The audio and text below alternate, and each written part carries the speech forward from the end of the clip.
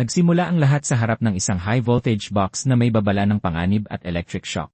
Hawak ng binata ang ilang kawad habang iniisip na kung mahuhuli siya ngayon, ito na ang katapusan niya.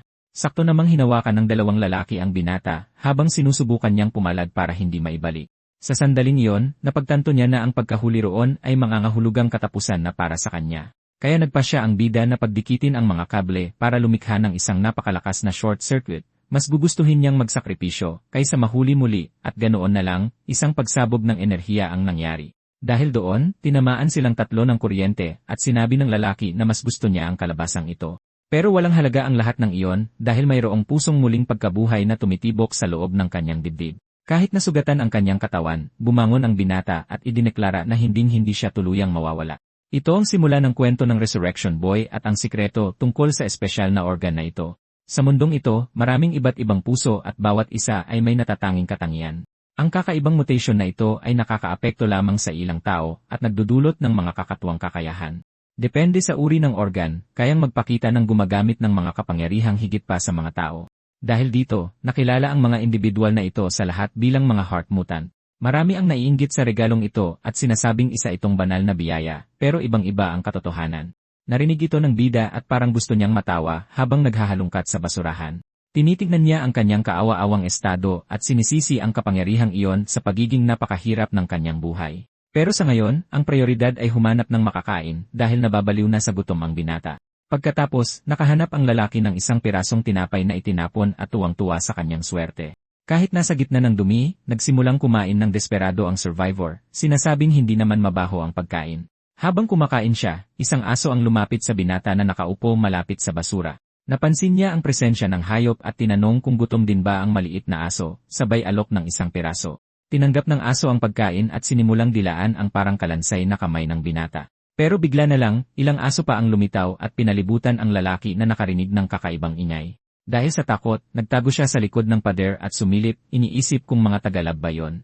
Gayunpaman, tatlong sigalang sa kalsada ang nakita niya na kinukorner ang isang walang kalaban-laban na estudyante. Nang mapagtanto ang sitwasyon, nakahinda ng maluwag ang bida at naunawaan na mga lokal na delinkwente lang sila. Patuloy na ginugulo ng mga lalaki ang babae, sinasabi sa kanya na alam na niya kung paano gumagana ang mundo.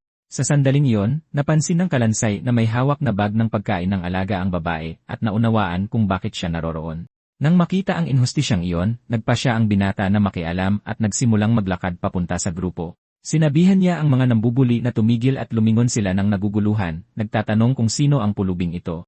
Pagkatapos ay lumapit ang bida sa isa sa mga lalaki, at sinabing hindi siya kung sinong pulubi lang. Nasindak ang buli nang makita ng malapitan ang mukha ng kalansay at nagsimulang sumigaw sa takot.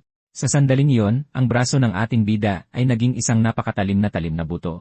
Hawak ang sandata, sinabihan niya ang delinkwente na manahimik at umalis doon sa lalong madaling panahon. Dahil doon, tumakbo palayo ang mga buli na takot, sumisigaw na nakakita sila ng multo habang nanonood ang babae.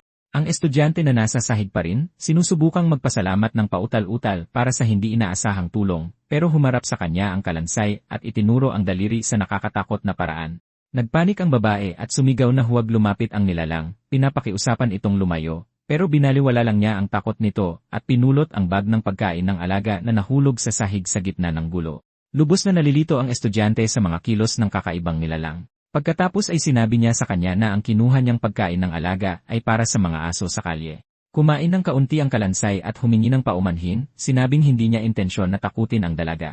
Pagkatapos ay magalang siyang nagtanong kung pwede siyang humingi ng kaunting pagkain na ikinagulat ng dalaga.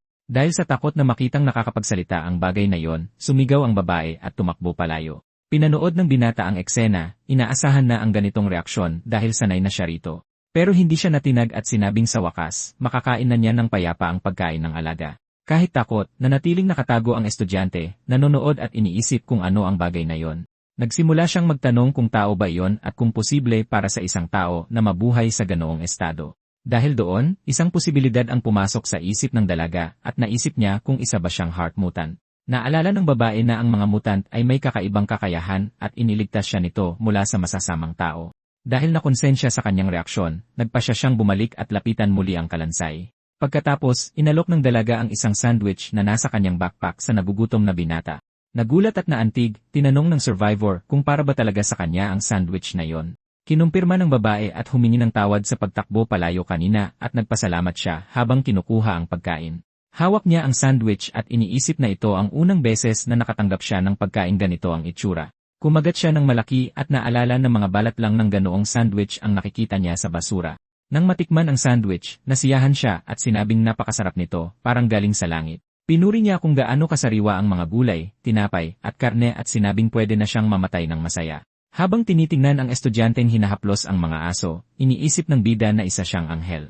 Pagkaraan ng ilang sandali, naglakas loob ang estudyante at tinanong kung ano ang dapat niyang itawag sa kalansay. Sumagot siya na ang pangalan niya ay Joachim at formal na ipinakilala ang sarili sa dalaga.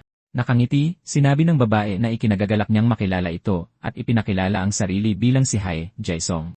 Pagkatapos ay tinanong niya kung paano napunta sa ganitong kalagayan ang binata at ipinaliwanag niyang tumatakas siya mula sa lab. Natakot, nagtanong si Hai Jae-song tungkol sa lab na ito at kung totoong hinahabol siya. Kinumpirma ni Jeo na mayroong isang research center na kumukuha ng mga mutant at sinusubukan nilang kunin siyang muli. Nagulat ang estudyante dahil nakarinig na siya ng mga chismis at tinanong kung ano ang ginagawa sa kanya sa lugar na yon. Huminto ang kalansay at naghandang sabihin ang katotohanan tungkol sa kanyang madilim na nakaraan. Inihayag niya na ginamit siya sa mga eksperimento at nagdusa ng 10 taon sa mga pagsubok at pamamaraan. Hi! Si Jai ay nasindak nang malaman ang kalupitang dinanas niya sa loob ng isang buong dekada. Ipinaliwanag ni Jeo na nangyari ang lahat ng ito dahil sa kanyang pusong muling pagkabuhay na nagpapagaling sa kanya. Dahil sa natatanging kakayahang ito, nalampasan niya ang lahat at kaya siya napunta sa ganitong estado. Tinitingnan siya ng babae na may seryoso at determinadong ekspresyon matapos marinig ang malungkot na kwento. Patuloy na tinatangisan ng binata ang kanyang itsura at ang pagdurusang idinulot sa kanya ng kanyang kapangyarihan. Biglang tumayo ang estudyante at inaya siyang sumama sa isang lugar. Nalilito si Jeo nang hawakan ng dalaga ang kanyang kamay at hilahin siya, sinasabing sandali lang ito. Lubos siyang nagulat habang nararamdaman ang mahigpit na pagkakahawak ng kamay nito sa kanya. Kahit sa kanyang nakakatakot na itsura, isang babae ang nagkaroon ng lakas ng loob na hawakan ang kanyang kamay. Habang namumula ang mukha, naiilang ang kalansay at iniisip na nabigla siya nito. Hindi inaasahan, lumitaw muli ang kanyang talim na buto habang hinihila siya sa kalye. Sa kalagitnaan ng daan, natanggal ang kamay ng binata at nagpanik ang estudyante habang hawak ang naputol na bahagi. Dahil doon, nawala ng pag-asa ang babae at sinubukan niya itong pakalmahin, sinasabing nangyayari ito paminsan-minsan. Ipinaliwanag ng kalansay na kailangan lang niyang itapat ito para dumikit muli ang braso at nagtanong kung saan sila pupunta. Ilang sandali pa, lumitaw ang binata na may bagong damit at peluka. Hindi masyadong naintindihan ang sitwasyon, Hai. Ipinaliwanag ni Jae na binili niya ang mga damit para makapagdisgisi siya at hindi gaanong mapansin. Sinabi ng babae na simple lang ang mga damit pero dapat ay sapat na pansamantala. Naantig si Jeo sa ginawa nito at sinabing gustong-gusto niya ang mga bagong damit na bigay ng dalaga. Napakakomportable ng pakiramdam ng binata at sinabing para siyang may bagong balat. Sobrang na-excite siya pero binalaan siya ng estudyante na hindi pa kumpleto ang pagbabago. Sinabi ng babae na kita pa rin ang kanyang mukha at tatakpan niya ito lahat ng makeup. Dahil doon, tinapos ng dalaga ang trabaho at ipinakita ang bagong itsura ng kanyang kaibigan, kumpleto sa salamin at lahat. Hi! Medyo nahihiya si Jeo pero nagustuhan niya ito at sinabi ng babae na ngayon ay walang makakakilala sa kanya. Habang tinatakpan ng babae ang kanyang mukha sa hiya, biglang tumunog ang kanyang cellphone. Tiningnan niya ang oras sa kanyang device at napagtantong huli na siya sa kanyang klase. Dahil doon, nagpaalam ang estudyante at umalis, iniwang mag-isa si Jeo kasama ang mga aso. Habang tumatakbo palayo, isinigaw niya sa binata na alagaan ang mga tuta habang wala siya. Nakatayo lang siya roon, iniisip ang pangalan ng babaeng tumulong sa kanya noong araw na yon. Ang pangalan ng anghel na yon ay Hai Jae-song at hinding-hindi niya ito malilimutan. Pinalibutan siya ng mga aso at iniisip niya kung ang pakiusap ba nito ay nangangahulugang babalik siya bukas. Pagkatapos ay naalala ng binata na sa lab, lahat ay tinatrato siya na parang isang eksperimento. Naalala niya na sa lab, isa siyang hayop at sa kalye, lahat ay tumatakbo palayo sa kanya sa takot. Ngunit si Hai Jae-song ang unang tao sa mahabang panahon na trumato sa kanya na parang isang tunay na tao. Habang nakahiga kasama ang mga aso, pinasalamatan niya ang maliit na aso na nagdala sa kanya upang makilala ang estudyante. Dahil doon, tinanong ng binata ang hayop kung ano ang dapat niyang itawag dito habang dinidilaan siya nito. Pagkatapos ay iminungkahi niya ang pangalang Patatas at tila nagustuhan ng maliit na aso ang ideya at masayang tumahol. Inulit ang bagong pangalan, naalala niya kung gaano kasarap ang sandwich na natanggap niya. Iniisip ni Gyo na ang dalagang bumili sa kanya ng damit at kumausap sa kanya ay isang tunay na anghel. Dahil dito, inaabangan niya ang susunod na araw at umaasang makita siyang muli. Ngunit bigla, napahinto sa pagngiti ang bida at napagtanto ang malupit na katotohanan. Tinawag niyang kahangalan ang pag-iisip na ito at naiintindihan niyang hindi niya maaaring ilagay sa panganib ang dalaga. Naalala ng binata na tinutugis siya at ang kanyang presensya ay maaaring magdulot ng panganib sa dalaga. Nang may mabigat na kalooban, nagpa siya ang kalansay na ang pinakamabuting gawin ay umalis. Nararamdaman niyang kailangan niyang bumalik kung saan siya nararapat at lumayo sa mabubuting tao. Kaya nagsimulang maglakad mag-isa ang binata sa madidilim na kalye ng syudad na walang patutunguhan. Matapos maglakad ng matagal, nakakita siya ng pasukan ng imburnal malapit sa isang ilog. Walang pag-aalinlangan, pumasok ang binata sa lugar na iyon upang magtago sa lahat. Nahimatay siya sa maruming lupa at nanatiling walang malay doon ng matagal. Pagkagising, nagulat ang binata nang makitang hawak niya ang isang daga sa buntot nito.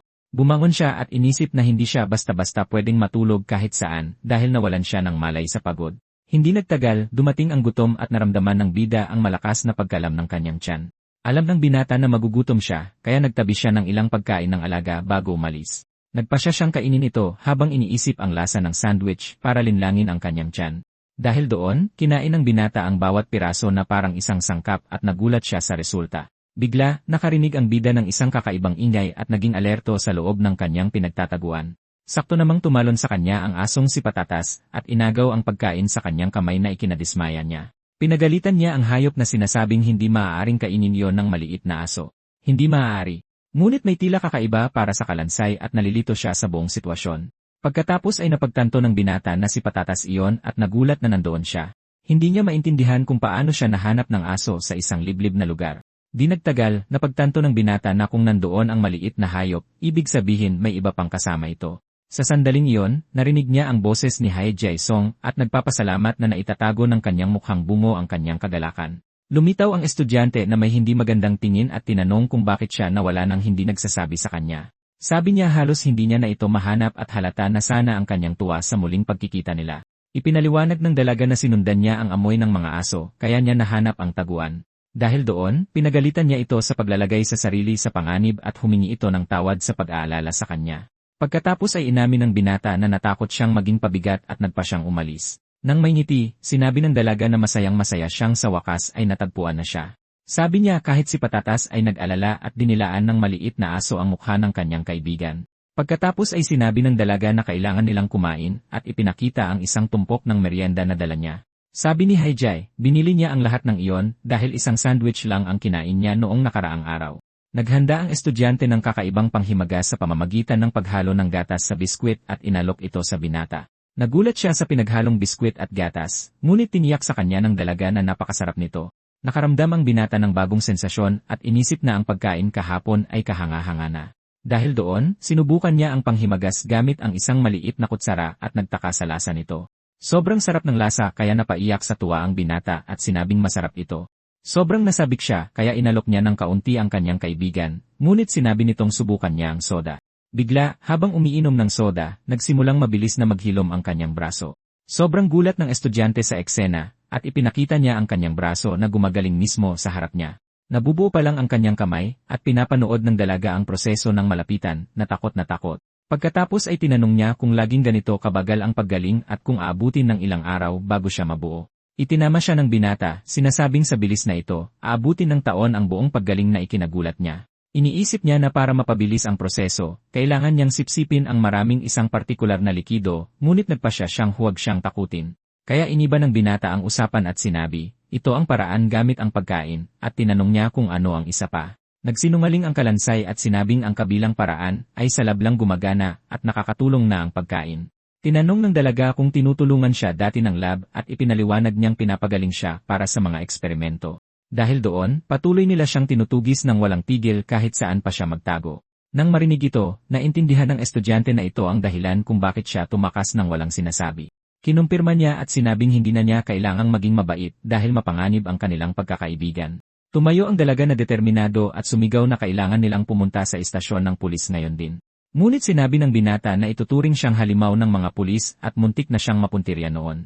Sinabi ng dalaga sa binata na huwag mag-alala at ibinunyag na ang kanyang ate ay isang pulis. Dahil doon, ibinahagi niya ang isang hindi kapanipaniwalang sikreto, sinasabing ang kanyang ate ay mayroon ding mutant na puso tulad niya. Lubos na natigilan ang kalansay at tinanong kung tama ang narinig niya na isang mutant ang kamag-anak ng dalaga. Sa sandaling iyon, nanatiling tahimik ang binata habang pinag-iisipan ang hindi inaasahang revelasyon na ito habang nakatingin sa lupa.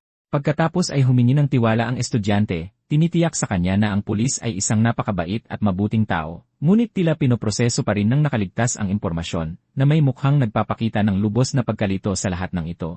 Nakitang naging mabigat ang pakiramdam, nagpa siya ang dalaga na magpaalam sa mga hayop at sinabing kailangan niyang umalis ng maaga. Pagkatapos ay binigyan niya ng huling haplos ang maliliit na hayop at binanggit na dapat silang kontakin ng shelter sa lalong madaling panahon. Gumawa ng nakakatawang mukha si Munting Patatas at masayang tumahol na para bang naiintindihan niya ang buong usapan ng mga tao. Mag-isa kasama ang hayop, pinasalamatan siya ng bida sa kanyang tulong at hinaplos ang ulo ng kanyang bagong matalik na kaibigan. Nang may determinadong tingin, sinabi ng binata sa kanyang sarili na sa pagkakataong ito ay hindi na siya tatakas na parang duwag. Ngumiti siya at nangako sa maliit na aso na babalik siya agad para bumisita at maglaro muli sa lugar na yon. Mula sa malayo, kumaway ng paalam ang estudyante habang pinapanood siya ng binata na maglakad palayo at mawala sa abot tanaw ng syudad. Habang isinusuot ang kanyang hood, iniisip ng binata na pagkatapos ng 3 taong pagtakas, sa wakas ay may nag-abot ng kamay para tulungan siya. Naalala niya ang ngiti ng kanyang kaibigan at naramdaman na ang pagkakaroon ng kasama ay isang napakakaiba at bagong pakiramdam. Habang naglalakad sa kalye, iniisip ng bida kung maaari na ba siyang mamuhay ng payapa nang hindi kailangang maging isang palaging takas. Ngunit bigla, tumama sa kanyang mukha ang matitingkad na ilaw at huminto siya sa gitna ng daan na walang kamalay-malay sa napipintong panganib. Nang makita ang eksena, natigilan sa takot ang dalaga at tuluyang nagbago ang kanyang ekspresyon nang mapansin ang mabilis na sasakyan. Dahil sa malakas na pagtama, tumilapon ng malayo ang katawan ng kalansay at lumipad ang kanyang salamin habang umiikot siya sa ere. Sa sandaling iyon, malakas na bumagsak ang binata sa aspalto at humandusay sa lupa na walang anumang reaksyon. Isang malaking tauhan ang dumakma sa estudyante at tinakpan ang kanyang bibig habang sinusubukan niyang sumigaw para sa kanyang kaibigan. Dahil doon, ilang lalaking nakaswit ang tumakbo patungo sa bida at isa sa kanila ay may hawak na baseball bat. Sa sandaling iyon, sinamantala ng 2 tauhan ang pagkakataon at binuhat ang katawan ng binata na tulala pa rin. Sa likuran, isang lighter ang sinindihan at isang maliit na apoy ang nagliwanag sa eksena na nagpapakita ng isang bagong karakter. Isang lalaking may peklat ang nagsindi ng sigarilyo at sinabing sa wakas ay natagpuan na niya ang kaawa-awang piraso ng basura. Pagkatapos ay inutusan sila ng leader na kunin siya dahil magbabayad siya sa lahat ng pinagdaanan nila sa paghabol. Humaharurot ang 3 itim na sasakyan dala ang nahuling bida sa isang hindi kilalang lokasyon. Ngunit sa rearview mirror ng sasakyan, makikita ang kalansay na hinihila ng isang lubid sa kanyang leg. Umubo ang binata habang hinihila sa aspalto at napagtanto nating may 2 pang katawan na kasama niyang kinukuha. Nang may mukhang puno ng galit, sinumpa ng binata ang kanyang sarili dahil sa pagkakahuli sa ganitong nakakahiyang paraan. Kailangan niyang pigilan sila anuman ang mangyari. Kaya sinimulan niyang ibaon ang kanyang mga kamay sa lupa para subukang pigilan ang sasakyan. Sumigaw ang bida na kasalanan niya ang lahat at ang kanyang ekspresyon ay nagpapakita ng matinding kawalan ng pag-asa. Sinisisi niya ang kanyang sarili dahil kahit si Hai Jae-sung ay nadamay sa gulo na ito at ngayon ay nakakulong na sa loob ng sasakyan. Ang pagkiskis sa aspalto ay tuluyang sumisira sa kanyang mga kamay, ngunit hindi sumusuko sa laban ang binata. Umubo ang binata at patuloy na hinihila sa kalsada, ngunit lumalaban pa rin siya ng buong lakas. Nararamdaman niyang wala siyang kapangyarihan at napagtanto na sa kanyang walang silbing kakayahan, wala siyang magagawa para iligtas sila. Sa kawalan ng pag-asa, nagsimulang magmakaawa ng tulong ang binata, humihingi na sanay may isang taong iligtas siya mula sa bangungot na ito. Hindi inaasahan, ilang aso ang lumitaw mula sa kung saan at nagsimulang tumalon patungo sa mga sasakyan ng mga kidnapper. Ang maliliit na aso kasama si Patatas ay malakas na kinagat ang lubid at nagulat ang bida sa kanilang katapatan. Dahil doon, nagkaisa ang mga hayop at hinila pabalik ang katawan ng binata sa pagtatangkang pabagalin ang sasakyan at iligtas siya. Sa pinagsamang lakas ng mga hayop, sa wakas ay naputol ang tali at naiwan ang binata sa semento. Nang mapansin ang sitwasyon, biglang nagpreno ang driver ng sasakyan at dumulas ang mga gulong sa kalsada. Tuluyang huminto ang kotse at naiwang nakahandusay sa lupa ang bida na napapalibutan ng lahat ng kanyang mga kaibigang may 4 na paa. Tumatahol at umuungol ang mga aso, pinoprotektahan ang sugatang katawan ng binata na labis na nasaktan sa lupa. Sa loob ng sasakyan, nagalit ang isa sa mga kidnapper at nagmura nang makitang ginugulo ng mga hayop ang lahat. Dahil doon, bumaba sa kotse ang mga lalaking nakaswit at naghanda na harapin ang kawan ng galit na mga aso. Nanlibak ang isa sa mga tauhan at nagtanong kung baliw ba ang mga asong kalye habang patuloy na umuungol ang mga hayop. Tila nawawalan ng malay ang kalansay sa lupa at sinusubukang sumigaw para patigilin ang kanyang mga kaibigan. Na walang pasensya, sinimulan ng mga salarin na paghahampasin ng baseball bat ang maliliit na aso ng walang awa. Sa kabila ng hirap, sinubukan ng binata na bumangon dahil hindi niya matiis na makitang lumalaban ang maliliit na hayop para sa kanya. Ikinuyom niya ang kanyang kamao at nag-focus dahil alam niyang kailangan niyang gumawa ng paraan para matulungan ang kanyang mga kaibigan. Sa sandaling iyon, kinagat ng isa sa mga aso ang binti ng isa sa mga lalaki ng buong lakas kahit na ito'y sugatan. Nagkaroon ng ideya ang bida at naalala na kailangan niya ng isang partikular na likido para mas mabilis na gumaling. Nagpasya siyang sipsipin ang likidong natapon sa lupa para subukang mapanumbalik ang isang bahagi ng kanyang katawan. Dahil doon, hirap na kinaladkad ng binata ang sarili patungo sa isang sanaw ng likido sa semento. Ngunit bago niya maabot ang kanyang layunin, tinapakan ng isa sa mga tauhan ang kanyang kamay para pigilan siyang gumalaw.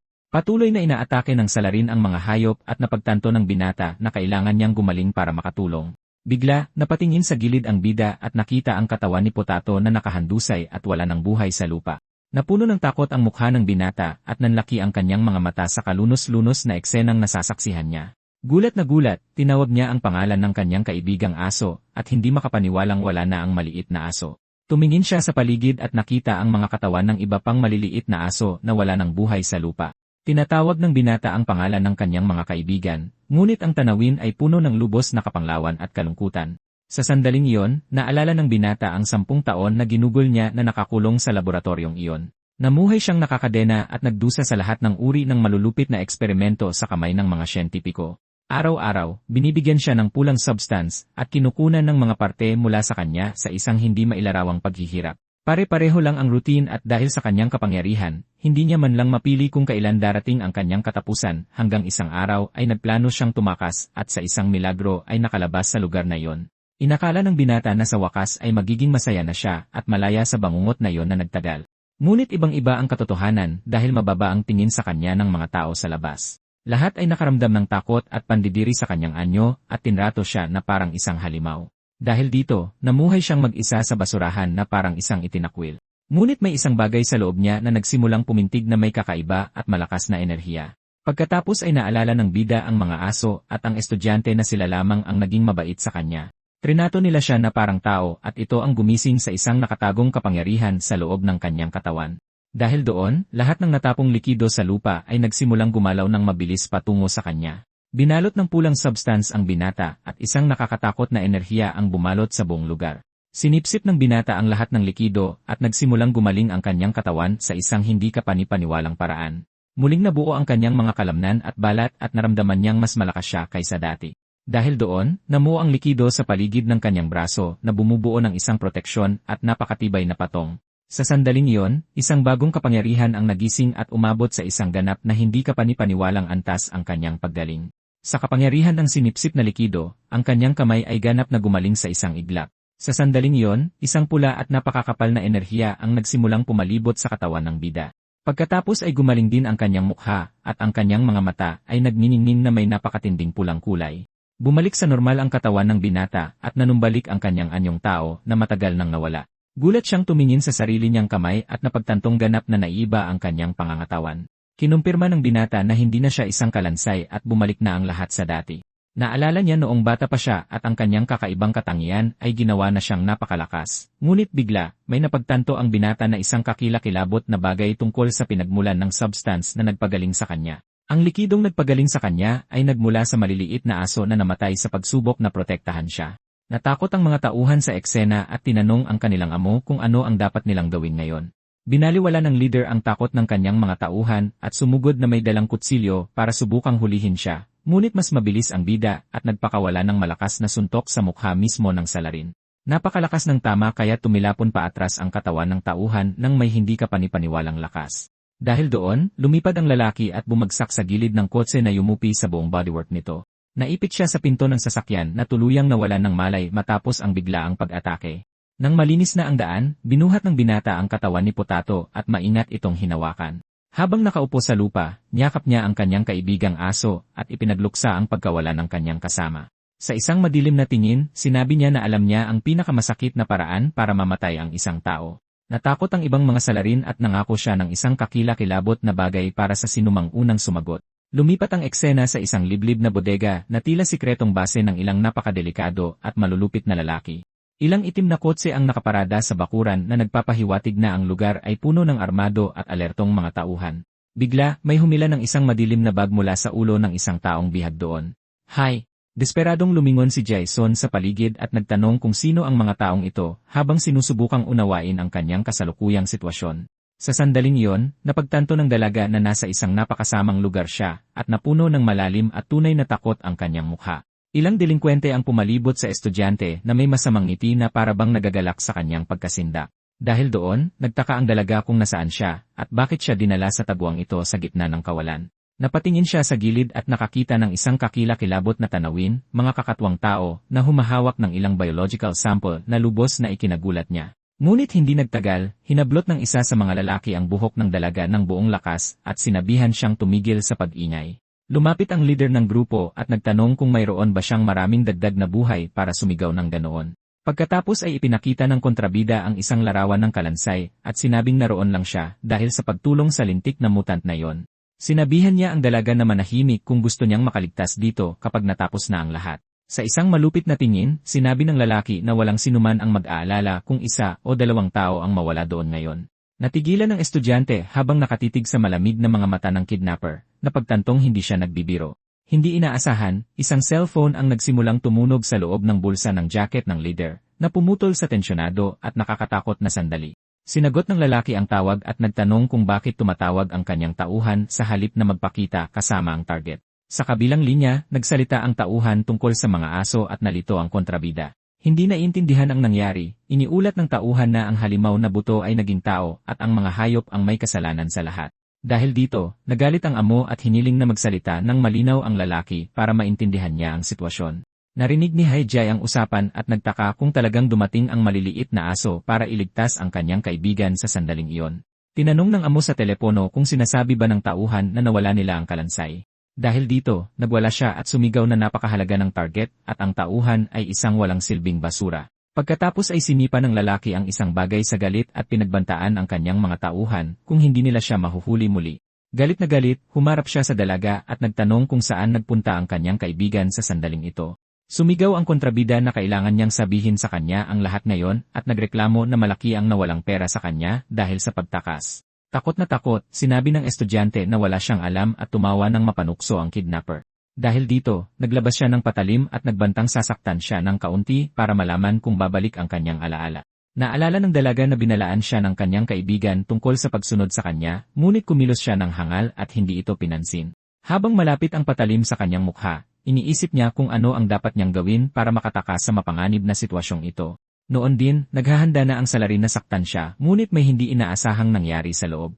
Bigla, isang tauhan ang malakas na inihagis sa isa pa at pareho silang bumagsak sa lupa na walang malay. Nagulat na lumingon ang ibang mga delinkwente at naghanda para sa anumang bagay na pumasok sa lugar. Sa pinto, lumitaw ang bida sa anyong tao na may napakalakas at madilim na aura ng paghihiganti. Humarap ang leader ng grupo sa pasukan at lubos na nalito nang makita ang misteryosong figura na nakatayo roon. Natatakpan ng anino ang mukha ng binata at nagtanong ang kontrabida kung sino ang kakaibang lalaking ito na nakatayo sa pinto. Dahil dito, lumapit ang isa sa mga lalaki sa binata at tinawag siyang pulubi dahil sa kanyang punit-punit at maruruming damit. Ngunit sinunggaban ng bida ang lieg ng salarin nang may hindi kapanipaniwalang bilis at nagsimulang higpitan ito ng buong lakas. Hindi makahina ang delinkwente at nagtataka kung anong klaseng lakas ang ginagamit ngayon ng binata. Sa isang malamig na titig, ipinaliwanag ng bida na dahil sa kanila, may isang napakasamang bagay na nangyari. Pagkatapos ay isiniwalat niya na dahil sa kanila, namatay ang lahat ng maliliit na aso sa malagim na gabing iyon. Sumigaw ang leader sa kanyang mga tauhan na asikasuhin ang nanghihimasok at dalawa sa kanila ang sumugod para umatake. Dahil doon, isang malakas na suntok ang pinakawalan ng isa sa mga lalaki sa mukha mismo ng ating bida, ngunit hindi man lang siya natinag sa suntok at nanatiling may napakakalma at nakakatakot na ekspresyon. Pagkatapos ay gumanti ang binata ng mas malakas na suntok na tumama ng diretsyo sa panga ng salarin. Napakalakas ng tama kaya tumilapon ng malayo ang delinkwente at nagpatuloy ang bida. Noong mga oras na yon, isa pang alipores ang humawak sa kanya mula sa likuran at sumigaw na sa wakas ay napigilan na niya ito. Di nagtagal, sumali pa ang isa at hinawakan nilang dalawa ang binata habang puwersahang sinasabunutan. Kahit na nasasaktan, nagliliwanag ang kanyang mga mata ng matinding pulang kulay at tila mas malakas siya kaysa dati. Ginamit niya ang puwersa at ibinato ang isa sa mga lalaki sa ibabaw ng kanyang balikat gamit ang di kapanipaniwalang lakas. Lubos na nagulat ang boss at ang iba pa sa ipinakitang superhuman na kapangyarihan ng binata. Dahan-dahang tumayo ang bida at tumingin sa sahig na may ekspresyon ng matinding galit. Habang nagniningning ang kanyang mga mata, tinanong niya kung ipinadala sila ng Hermes Laboratory para hulihin siya. Hindi makapaniwala ang estudyante at tuluyang nagbago ang kanyang ekspresyon habang nasasaksihan ang eksena. Napagtanto niya na ang lalaking iyon ay si Gio at nabigla siya sa bago nitong anyong tao. Naintindihan din ng boss ang lahat at sumigaw na ang lalaki pala ang kalansay sa simula't simula pa. Naalala niya ang babala na baka hindi niya ito makilala kung tuluyan itong mag-regenerate. Bigla, naglabas ng baril ang pinuno at pinaputukan ang likod ng bida na naramdaman ang pagtama nito. Pinasalamatan siya ng kontrabida sa pagbabalik niya ng kusa at itinutok ang baril sa sugatang katawan ng binata. Dahil doon, inutusan niya ang kanyang mga tauhan na kunin ang lahat ng armas na natanggap nila bilang bayad sa trabaho. Sumunod ang mga alipores at nagsimula silang lahat na magpaputok sa direksyon ng bida ng walang awa. Sumigaw ang boss nakikita sila ng malaking pera kung mahuhuli nila ito at sinabihan ang kanyang mga tauhan na magpaputok ng walang tigil. Dahil doon, tinamaan ang binata ng ilang putok at inutusan sila ng kontrabida na magpaputok hanggang sa hindi na siya makapag-regenerate. Patuloy na tumatama ang mga bala sa katawan ng binata na tuluyang tinatagos ng mga ito. Nakakaramdam siya ng matinding sakit at umaagos ang pulang likido sa kanyang mukha at punit-punit na damit. Iniisip ng bida kung paanong pinupunit ang kanyang laman ng mga balang tumatagos sa kanya. Nadudurog din ang kanyang mga buto dahil sa walang tigil na ulan ng mga bala. Pakiramdam niya ay nabutas ang kanyang mga baga at dahil doon, hindi na siya makahinga ng maayos. Nang makita ang eksena, nawala ng pag-asa ang estudyante at sumigaw na itigil na nila ang kanilang kalupitan. Matapos ang napakaraming putok, bumagsak din sa wakas ang katawan ng bida sa lupa at ipinagdiwang ng mga lalaki ang kanyang pagbagsak. Nakahandusay doon sa lupa ang binata na puno ng sugat at tila sa wakas ay natalo na nila siya. Ngunit bigla, nagsimulang gumalaw ang kanyang kamay at hinawakan niya ang lawa ng pulang likido sa kanyang paligid. Dahil doon, ang pulang likido sa sahig ay nagsimulang sipsipin pabalik sa katawan ng binata. Ang pulang likido mula sa natalong alipores sa sahig ay dumaloy patungo sa bida upang pagalingin siya. Sa sandaling iyon, ang kanyang puso ng muling pagkabuhay ay nagliwanag ng matindi at pumintig na may di kapanipaniwalang lakas ng enerhiya. Napansin ng isa sa mga alipores ang sitwasyon at desperadong sumigaw sa boss, binabalaan ito sa panganib. Sumigaw ang lalaki na nabubuhay muli ang target at nagsimulang tumayo ang katawan ng binata ng kusa. Takot na takot ang pinuno ng grupo at sinabing bumabangon ito na parang isang zombie. Gumalaw ang pulang likido sa paligid ng kanyang katawan at sinimulang pagalingin ang lahat ng sugat mula sa mga putok. Desperado, inutusan ng kontrabida ang mga lalaki na magpaputok muli at tinanong kung tatayo lang ba sila doon at manonood. Nararamdaman niya ang bawat balang pumapasok sa kanyang katawan, ngunit sa pagkakataong ito ay ibang-iba na ang kanyang ekspresyon.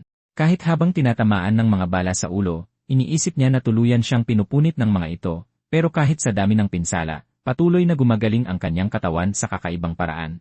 Ngunit napagtanto ng binata na ang sakit ay hindi kasinlakas ng una niyang inakala. Ito ay dahil mas malala pa ang pinagdaanan ng binata sa kanyang madilim na nakaraan. Naalala niya noong bata pa siya at tiniis ang lahat ng uri ng pagpapahirap sa laboratorio. Dinudurog ang bata ng mga higanteng press at ginagamit sa malupit at di makataong mga pagsubok sa lahat ng oras. Dahil dito, sinabi ng bida na mas masakit ang mga eksperimento sa lugar na yon. Pabalik sa kasalukuyan, nagpakawala siya ng malakas na suntok sa mukha ng isa sa mga kalapit na delinkwente. Sobrang lakas ng suntok kaya tumilapon ang lalaki sa malayo nang may di kapanipaniwalang puwersa at may tingin na puno ng puot. Sinabi ng bida na wala lang sa kanya ngayon ang isang bagay tulad ng mga baril. Sinabi niyang kaya niya itong tiisin buong araw at ang sumalakay ay naiwang may pasapasang mukha. Takot na takot ang ibang mga alipores habang pinapanood ang binata na gumalaw ng may superhuman na abilidad. Gayunpaman, sinuntok ng bida ang isa pang alipores ng isang mapanirang mabilis at tumpak na atake. Sinubukan ng lalaki na ipagtanggol ang sarili, ngunit napakalakas ng atake, at naramdaman niya ang bigat ng suntok. Dahil dito, lumipad ang delinkwente at bumagsak sa isang metal na tangke, at iniisip ng bida kung ano ang nagpapabaliw sa kanya. Ang pinakakinagagalit niya ay ang pag-alala sa maliliit na aso na nagsakripisyo ng kanilang sarili para subukang protektahan siya. Pagkatapos ay pinakawalan niya ang kanyang galit at sinimulang atakihin ang lahat ng kanyang mga kaaway ng may di kapanipaniwala at nakamamatay na bilis. Ang alaala ng nakangiting si Munting Potato ay pumasok sa kanyang isipan, na lalong nagpaalab sa kanyang matinding galit. Patuloy siyang lumaban, iniisip ang katotohanang hindi niya naprotektahan ang kanyang mga tunay na kaibigan. Nang makita ang kaguluhan, hinawakan ng boss ang estudyante at tumakas, sumisigaw na huwag nang lumapit pa ang binata.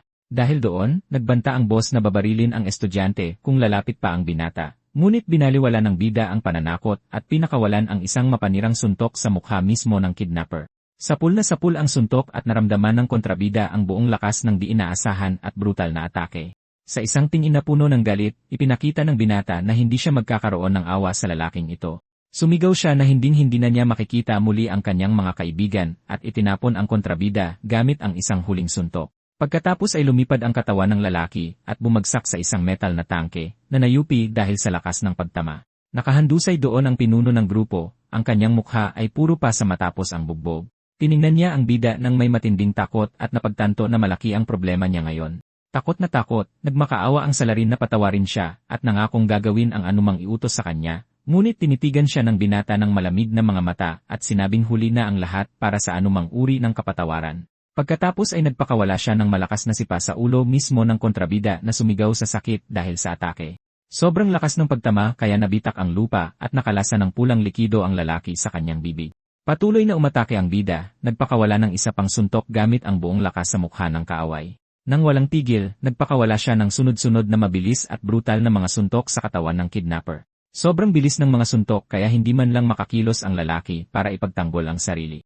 Matapos ang bugbugan, nasira ang mukha ng kontrabida at malamig na pinagmasdan ng binata ang eksena. Tumutulo ang pulang likido mula sa kamay ng bida na nasugatan matapos ang napakaraming suntok. Nakatayo siya sa ibabaw ng talunang katawan ng boss na hindi na gumagalaw sa maruming sahig. Lumayo ang kamera, at nakikita natin ang lahat ng alipores na nakahandusay at ang bodega ay nasa estado ng ganap na kaguluhan. Huminga ng malalim ang binata, at may usok na lumabas sa kanyang bibig, na nagpapahiwatig na sa wakas ay tapos na ang laban.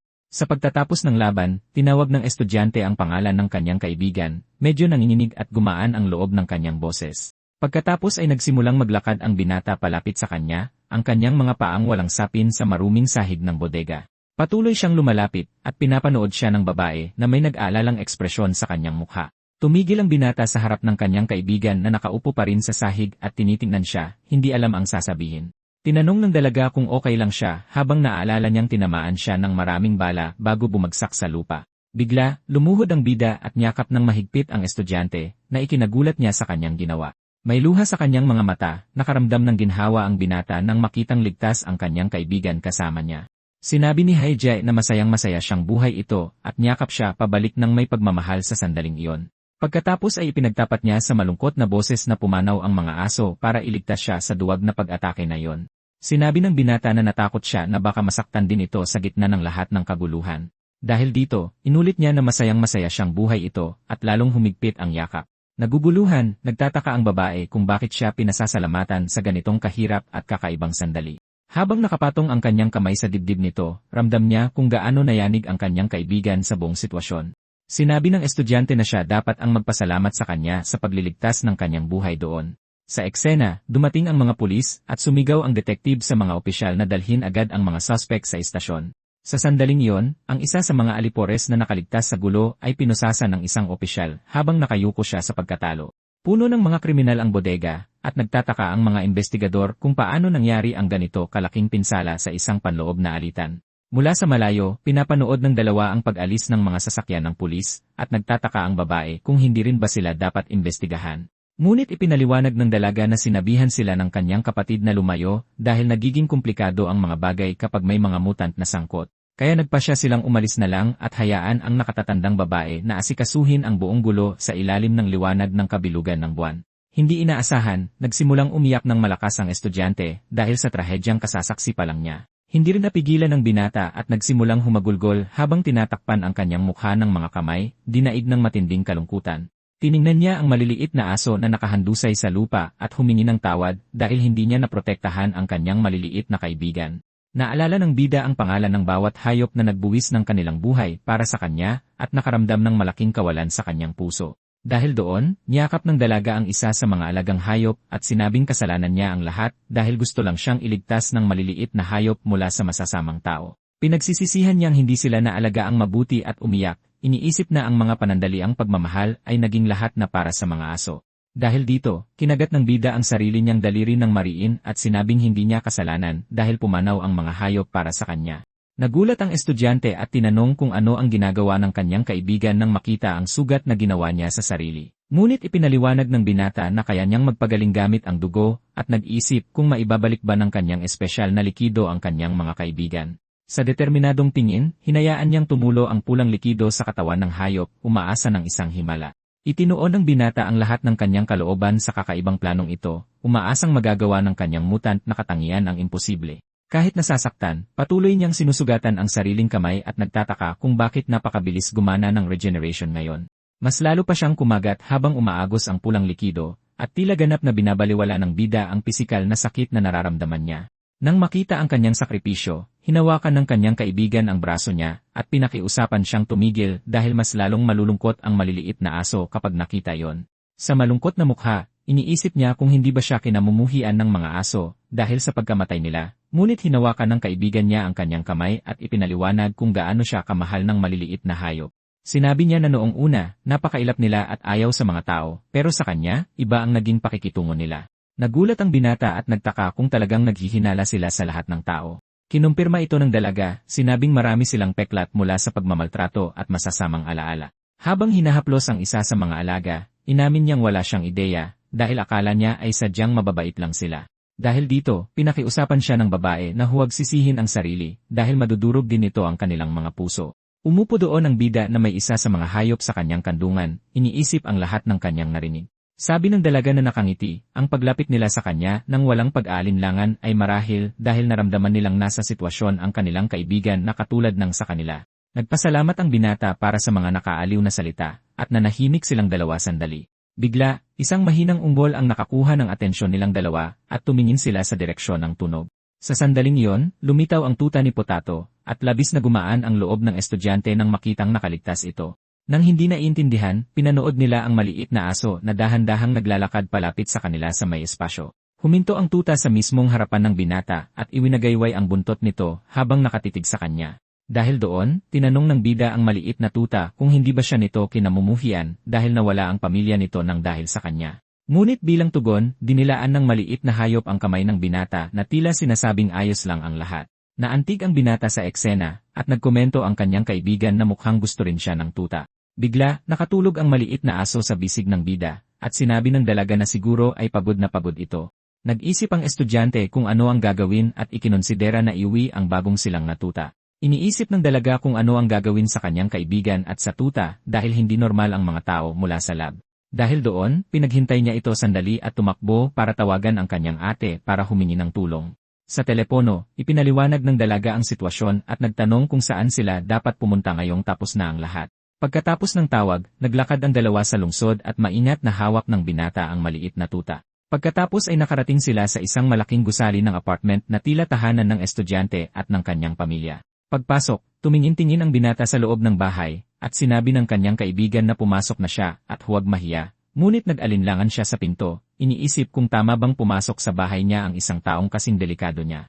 Ngumiti ang estudyante at sinabing isinapanganib niya ang kanyang buhay para protektahan siya. Kaya walang dahilan para matakot. Bukod pa rito, ibinunyag niya na gustong makipagkita sa kanya ng kanyang ate dahil baka makatulong siya sa isang kaso tungkol sa lab. Kaya kinumbinsi siya ng dalaga na pumasok, at sa wakas ay tinanggap ng bida ang imbitasyon ng kanyang kaibigan. Dito, nakita niya ang sariling refleksyon sa isang bintana at nalito sa imaheng nakikita niya. Bigla, nataranta ang bida at natakot sa kanyang nakita, na ikinagulat ng babae sa kanyang reaksyon. Pagkatapos ay hinawakan niya ang balikat ng kanyang kaibigan at sumigaw na bumalik na ang kanyang mukha na may pisngi, ilong, at maging mga labi. Ipinaliwanag ng binata na hindi niya alam dahil hindi pa gumagaling ang kanyang mukha mula noong pagkabata niya sa lab. Habang nakadikit ang mga kamay sa salamin, tinitigan niya ang kanyang sarili at napagtantong sa wakas ay nakikita na niya ang kanyang tunay na anyo. Nagulat sa kwento, uminom ng tubig ang dalaga at sinabing may gumugulo sa kanyang isipan kanina pa. Tinanong niya ang kanyang edad dahil ngayong gumaling na siya, hindi na siya mukhang matanda. Napaisip ang binata at sinabing napakatagal na kaya hindi na niya naalalang isipin ang sariling edad. Naalala niyang pumasok siya sa lab sa edad na 7 taon at tumakas 3 taon pagkatapos ng 7 taon ng pagsusuri. Pagkatapos magkwenta, sinabi ng binata na 17 taong gulang na siya at naibugan ng kanyang kaibigan ang tubig, gulat na gulat sa nalaman.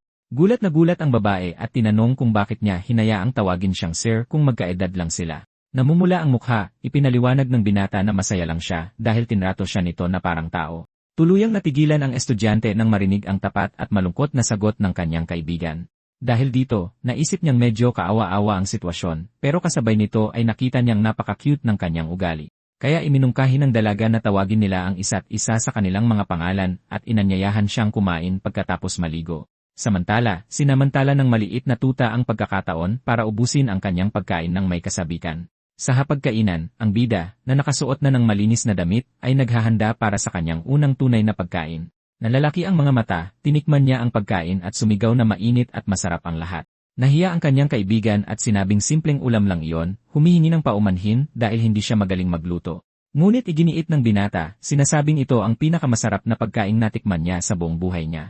Ipinaliwanag ng dalaga na may biglaang lakad ang kanyang ate at hindi sila makikita ngayon tulad ng napag-usapan. Dahil ubos na ubos ang mga plato, malinaw kung gaano kagutom ang binata at kung gaano niya nagustuhan ang hapunan. Dahil dito, itinuro niya ang sofa at sinabing doon siya maaaring matulog ngayong gabi para magpahinga. Inabutan niya ng kumot ang kanyang kaibigan na nailang ngunit nagpasalamat sa kanyang pag-aasikaso. Nakangiti, nagpaalam ang estudyante at sinabing pupunta na siya sa kanyang kwarto para gawin ang kanyang takdang aralin. Pagkatapos ay nagsara ang pinto ng kwarto at naiwang mag-isa ang binata sa sala sa unang pagkakataon.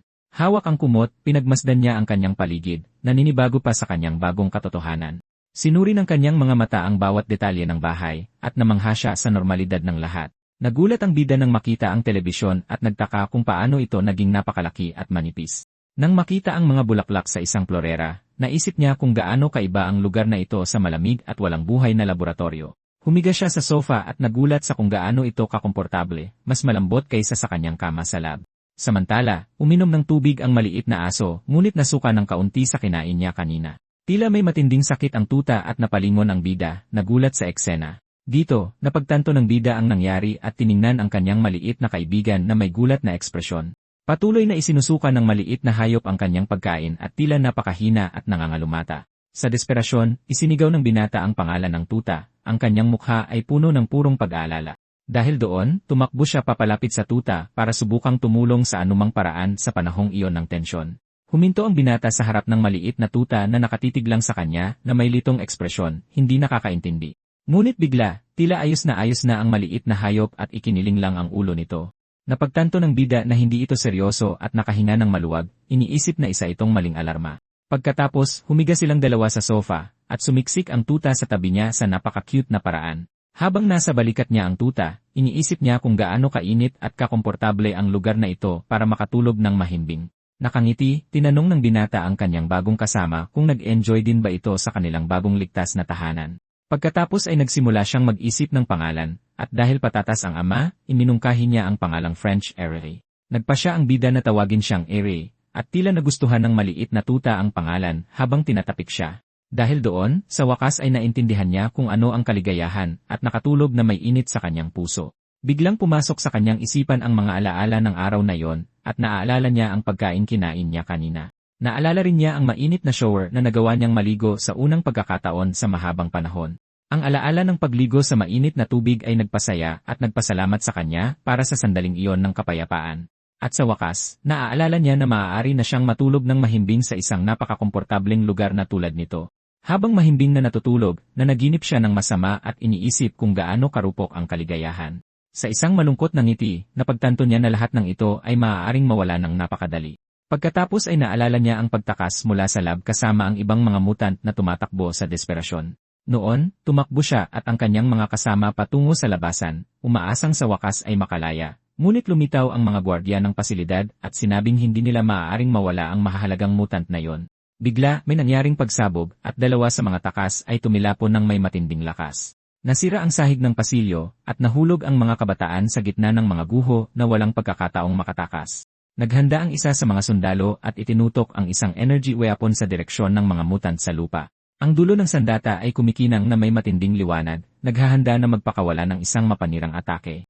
Ngunit ang putok ay nalihis at tumama sa mga gwardiya mismo na nabigla sa pag-atake.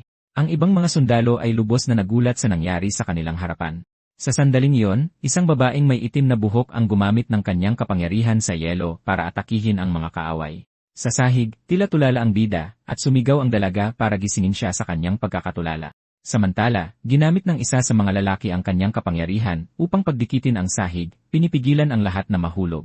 Sa determinadong tingin, ginawa niya ang lahat para protektahan ang kanyang mga kaibigan mula sa nakamamatay na bitag na yon. Ang kalansay ay tumingin sa unahan na may bagong determinasyon at sa wakas ay naghanda ng kumilos. Inilahad ng babae ang kanyang kamay sa kanya at sumigaw na magmadali sila dahil napakalapit na ng labasan. Hinawakan ng binata ang kamay ng kanyang kaibigan at naghanda silang dalawa na ipagpatuloy ang kanilang desperadong pagtakas. Naaalala niya kung gaano kabilis silang tumakbo, ngunit nagkahiwalay din sila sa huli. Sa kasalukuyan, iminulat ng binata ang kanyang mga mata at sa wakas ay natapos na ang malungkot na bangungot. Habang nakahiga sa kama, iniisip niya ang kanyang mga kaibigan mula sa lab at kung nagdurusa ba sila sa kung saan.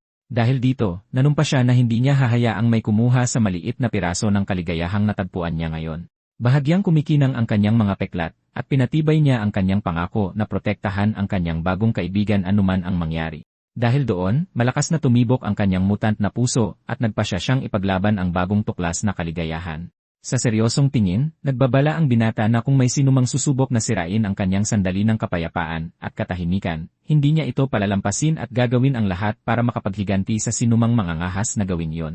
Kinabukasan, isang desperadong sigaw ang umalingaw sa buong lungsod na nakakuha ng atensyon ng lahat sa paligid. May isang taong nagmamadaling tumatakbo sa mga kalsada, at ang mabilis nitong mga yapak ay nagpapahiwatig na mayroong seryosong nangyari. Sa sandaling ito, nakikita natin ang bida na tumatakbo at isinisigaw ang pangalan ng kanyang maliit na tuta, si Ray. Habang may luha sa kanyang mga mata, desperadong sumisigaw ang binata at nagtatanong kung saan napunta ang kanyang kaisa-isang kaibigan. Inanunsyo ng estudyante na aalis na siya papuntang eskwelahan at naging mausisa ang binata nang marinig ang ganoong di pamilyar na salita. Dahil dito, ipinaliwanag ng babae na sa gabi lang umuwi ang kanyang ate at hiniling sa kanya na alagaan ng mabuti ang bahay sa maghapon. Pagkatapos ay nagpaalam ang dalaga, at inisip ng bida na mukhang napakasaya ng bagay na ito na tinatawag na eskwelahan. Bigla niyang napansin na si maliit na French Ray ay umuungol at kinakalmot ang pader ng may malaking sigasig. Dahil doon, pinagmasdan ng dalawa ang kakaibang kilos ng maliit na hayop habang patuloy itong gumagawa ng ingay sa sulok. Dahil sa pagtataka, tinanong ng estudyante kung gustong lumabas ng alaga, at napansin ng binata na hindi naman mukhang may sakit ang hayop kundi naiinip lang. Kaya nagpa siya ang bida na ipapasyal niya ang kanyang maliit na kasama sa labas ngayon din. Kahit na, nagpakita ng pag-aalala ang kanyang kaibigan at nagtanong kung hindi pa ba siya hinahabol ng mga mapanganib na tao sa labas. Ngumiti ang binata at sinabing ayos lang ang lahat dahil walang makakakilala sa kanyang bagong mukha ng tao. Nakahinga ng maluwag, sumang-ayon ang dalaga sa kanyang sinabi at napanatag dahil alam niyang ligtas na ngayon ang bida. Dahil dito, itinuro ng babae ang drawer kung nasaan ang tali at ibinigay sa kanya ang code ng pinto para makalabas siya. Pagkalabas, sinubukan ng binata na kontrolin ang maliit na hayop na nagsimulang tumalon at tumahol ng walang tigil sa kalye. Sa hirap, sinubukan ng binata na hawakan ang alaga at napagtanto na ang paglalakad ng aso ay medyo komplikado. Nang makitang nahihirapan si maliit na Ray, naisip niya kung nakakaramdam ba ng di komportable ang kanyang kaibigan dahil sa tali sa leg nito. Nag-alala ang bida nang mapansin niyang umuungol ang hayop at natakot na baka masyado niyang hinigpitan ang tali. Sa sandaling iyon, tinakpan ng binata ang kanyang mukha at naalala noong siya mismo ay nakakadena ng mahigpit. Sa isang flashback, naalala ng binata ang pagpapahirap sa lab kung saan siya nakakatanggap ng matinding kuryente habang nakatali. Dahil sa traumang ito, iniisip niya na baka hindi magustuhan ng ibang tao ang hayop at nawala siya sa malalim na pag-isip. Pagkatapos ay binitawan ng bida ang tali at humingi ng paumanhin sa maliit na hayop na agad nawala sa kanyang paningin. Bigla na lang, natulala ang binata at desperadong napagtanto na nakataka sa kanya sa kalye si maliit na French Ray. Desperadong isinisigaw ng bida ang pangalan ng maliit na hayop habang tumatakbo sa mga kalsada, umaasang mahanap ito agad. Tumutulo ang luha sa kanyang mukha, at iniisip niya kung saan napunta ang kanyang kaisa-isang kasama sa ganitong tensyonadong sandali. Nagpapatuloy ang paglalakbay ng binuhay na muling binata, ngayon sa pagkawala ng alagang nagpabago sa kanyang mundo. Pagkatapos ay tumakbo siya lampas sa ilang tao sa bangketa at nagmamakaawa na sagutin ng alaga ang kanyang apurahang tawag. Dahil dito, nagsimulang maghalungkat ang binata sa mga basurahan at sumilip sa bawat madilim na butas habang malakas ang kabog ng kanyang dibdib. Pagkatapos ay lumuhod siya para tumingin sa ilalim ng mga abandonadong basura, ngunit ilang takot na maliliit na dagalang ang kanyang nakita. Desperado, tiningnan ng binata ang likod ng isang malaking basurahan at ipinagpatuloy ang kanyang naghihinagpis na paghahanap sa buong di kilalang lugar. Pagkatapos, umupo siya sa lupa at nagsimulang umiyak, iniisip kung paano niya mahahanap ang tuta sa napakalaking lugar na ito. Nawala sa pag-iisip, naisip ng bida ang pinakamasama at natakot sa ideya na masagasaan ang alaga ng isang truck. Ngunit lalo pang lumaki ang kanyang takot nang maisip niya na maaaring hulihin at saktan ng masasamang tao ang kanyang maliit na kaibigan. Umiyak ng mapait ang binata at sinisi ang sarili sa pagkawala ng alaga isang araw lang matapos mangako na palagi niya itong poprotektahan. Bigla siyang huminto sa isang eskinita at nakakita ng isang gusali sa malayo na tila ang eskwelahan na binanggit ng kanyang kaibigan kanina.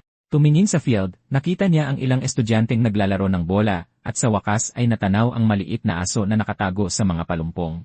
Kalmadong dinidilaan ni maliit na Ray ang kanyang paa sa gitna ng kasukalan nang walang ideya sa pag-aalala na idinulot niya sa kanyang amo. Pagkatapos ay tumakbo ang bida ng buong bilis papunta sa kasukalan, iniisip kung sinundan ba ng alaga ang amoy ng babae. Hindi inaasahan, isang lalaking dumadaan ang nalito at tumingin sa gilid, sinusubukang intindihin kung ano ang nangyayari. Dahil doon, lumipad ang binata lampas sa lalaking sumubok na hawakan siya, ngunit hindi man lang nahawakan ang damit ng nagmamadaling kabataan. Lubos na nagulat ang instruktor at nagtataka kung paano naging ganoon kabilis ang isang tao habang pinapanood niya ang mabilis na pagdaan nito. Nagpatuloy sa desperadong pagtakbo ang bida at sumisigaw ang lalaki na maghintay siya, ngunit ang tanging focus niya ay iligtas ang kanyang alaga. Samantala, nagpapatuloy ang mga estudyante sa kanilang laro ng soccer, hindi alam na isang makapangyarihang mutant ang pumapasok na sa lugar. Dahil doon, nakikita natin ang mga estudyanteng nagsasaya sa courtyard, habang ang kapaligiran sa eskwelahan ay mukhang masigla at mapayapa. Sa bleachers, ilang estudyante ang nagpapahinga at nag-uusap tungkol sa mga chismis ng araw sa isang napaka-relax na paraan. Nakatago sa likod ng isang puno, maingat na inoobserbahan ng bida ang lugar upang hindi mapansin ng sinuman sa sandaling iyon. Pagkatapos, itinuon niya ang kanyang tingin sa isang partikular na grupo, sinusubukang makuha ang bawat detalye ng kanilang tila mahalagang usapan. Hindi nagtagal, nagsimulang pag-usapan ng mga kabataan ang pinagmulan ng mga mutant at kung totoo ba talaga ang mga chismis tungkol sa lab. Ipinakita ng isa sa mga lalaki sa kanyang telepono na ang pabuya para sa isang nahuling mutant ay umaabot sa 1,000,001. Nang marinig ang napakalaking halaga, napagtanto ng bida kung paano tinitingnan ng mga tao sa labas ang kanyang uri bilang isang kalakal lamang. Dahil doon, nagpasya ang binata na kailangan niyang hanapin agad ang tuta at umalis doon bago may masamang mangyari sa kanya. Samantala, masayang tumatakbo si maliit na Ray sa courtyard nang walang kamalay-malay sa panganib na nakapaligid sa kanya ngayon. Sa kabilang sulok ng eskwelahan, ilang mga babae ang nagre-record ng isang dance challenge para i-post sa kanilang social media nang may malaking kagalakan. Pagkatapos ng recording, tiningnan nila ang video at pinuri ang kagandahan ng isa't isa habang nakangiti. Pagkatapos ay tiningnan ng leader ng grupo ang kanyang telepono, ipinagmamalaki ang resulta habang nagpapatuloy ang kanyang mga kaibigan sa kanilang labis na papuri. Hindi inaasahan, lumitaw ang maliit na hayop na tumatakbo papunta sa mga dalaga na nagulat sa cute at mabalahibong bisita. Dahil nabighani, kinuha nila ang alaga at sinimulang paulanan ito ng pagmamahal dahil napakaliit at kaibig-ibig nito. Dahil dito, nagpasya ang mga estudyante na magpa-picture kasama ang kanilang bagong kaibigan para i-post sa kanilang mga stories at makakuha ng maraming clicks sa hapong iyon. Ngunit nang makita nila ang resulta ng larawan, napansin nila ang isang madilim na anyo sa likuran nila at napasigaw sa sobrang takot. Inakusahan ng mga dalaga ang bida na isang kakaibang stalker na lihim silang kinukuhanan ng litrato. Nahihiya, lumabas ang binata mula sa likod ng puno at humingi ng paumanhin, ipinapaliwanag na hinahanap lang niya ang kanyang alaga. Sa isang napakamahiyain na ekspresyon, sinabi ng binata na hindi niya intensyon na takutin ang sinuman at gusto lang niyang maibalik agad ang kanyang tuta. Sa sandaling iyon, nagbago ang ugali ng mga babae, at nagsimula silang mamula nang mapansin na napakagwapo pala ng may-ari ng tuta. Dahil doon, tiningnan ng mga dalaga ang kanyang damit at napagtanto na malamang ay bago siyang estudyante dahil hindi pa nila siya nakikita sa eskwelahan noon. Pagkatapos ay nagtanong ang binata kung naistorbo niya ang kanilang video, at tinanong ng leader ng grupo kung gusto rin niyang sumama sa recording. Dahil dito, naghagikikan ng ibang estudyante at sinabing napaka-cute niya habang iginiit ng bida na hindi siya maaaring lumabas sa mga video. Ngunit binaliwala ng babae ang kanyang komento at inabot ang kanyang telepono, hinihingi ang kanyang social media handle para ma-follow nila ang isa't isa. Hawak ang tuta, sinabi niyang itatag niya ang profile nito sa post at maingat na pinapanood ng kanyang mga kaibigan ang sitwasyon. Nagkomento ang mga dalaga sa isa't isa na ito ang unang beses na humingi ng contact info ang kanilang kaibigan at sinabing gwapo talaga ang lalaki. Pagkatapos, nalito ang bida, hindi na intindihan kung ano ang isang photo app at sinabi ng mga babae na sikat ang kanyang account sa lugar na yon. Sa isang tusong tingin, iniisip ng dalaga na medyo cute ang bagong lalaki at ang kanyang pagkamahiyain ay ginagawa siyang perpektong gamit para sa kanya. Ngunit umatras ang bida at umamin na wala siyang anumang uri ng social media na ikinagulat ng mga babae sa kanyang sagot. Sa sandaling iyon, natigilan ang leader ng grupo at nagtaka kung tama ba ang narinig niya sa sinabi ng binata. Pagkatapos ay yumuko ang binata at nagpasalamat sa imbitasyon, ngunit sinabing kailangan niyang tumanggi at humingi ng paumanhin sa abala. Lubos na nagulat ang kanyang mga kaibigan at nagkomento na hindi sila makapaniwalang ang pinakasikat na babae sa eskwelahan ay na-reject ng ganoon. Dahil doon, nagalit ng husto ang dalaga at inisip na nagpapakipot lang ang bida dahil imposible na may ayaw sa kanyang contact info. Hindi inaasahan, kinuha pabalik ng binata si maliit na Rie at sinabing iwi na niya ang alaga habang naningit-ngit sa galit ang estudyante.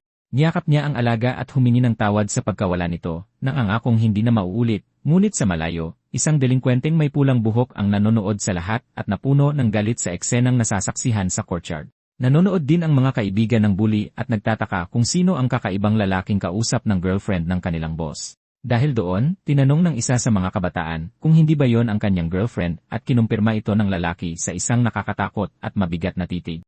Patuloy na hinahaplos ng bida ang maliit na hayop, hindi napapansin na pinapanood ng gang ng mga basagulero ang bawat galaw niya. Nagningit-ngit sa galit ang kontrabida at iniisip na nilalandi ng bida ang kanyang girlfriend sa mismong harapan niya. Dahil doon, hiningi ng delinkwente ang bola mula sa isa sa kanyang mga kasama na hindi naintindihan ang dahilan ng biglaang hiling. Ngunit binaliwala siya ng bully at naghanda na sipain ng buong lakas habang sumisigaw sa desperasyon ang kanyang kaibigan sa eksena. Napakalakas ng sipa na tuluyang nayupi ang bola dahil sa sobrang lakas ng tama. Dahil doon, lumipad ang bola papunta sa target at sinabi ng nanakit na wala siyang pakialam sa mga kahihinatnan. Pagkatapos ay dumiretso ang bola sa bida na hawak si maliit na Rie at nagulat sa biglaang atake. Ngunit sa halip na umiwas, pinahinto niya ang bola gamit ang kanyang mukha at tinitigan ang kalaban ng may napakalamig at nagbabantang tingin.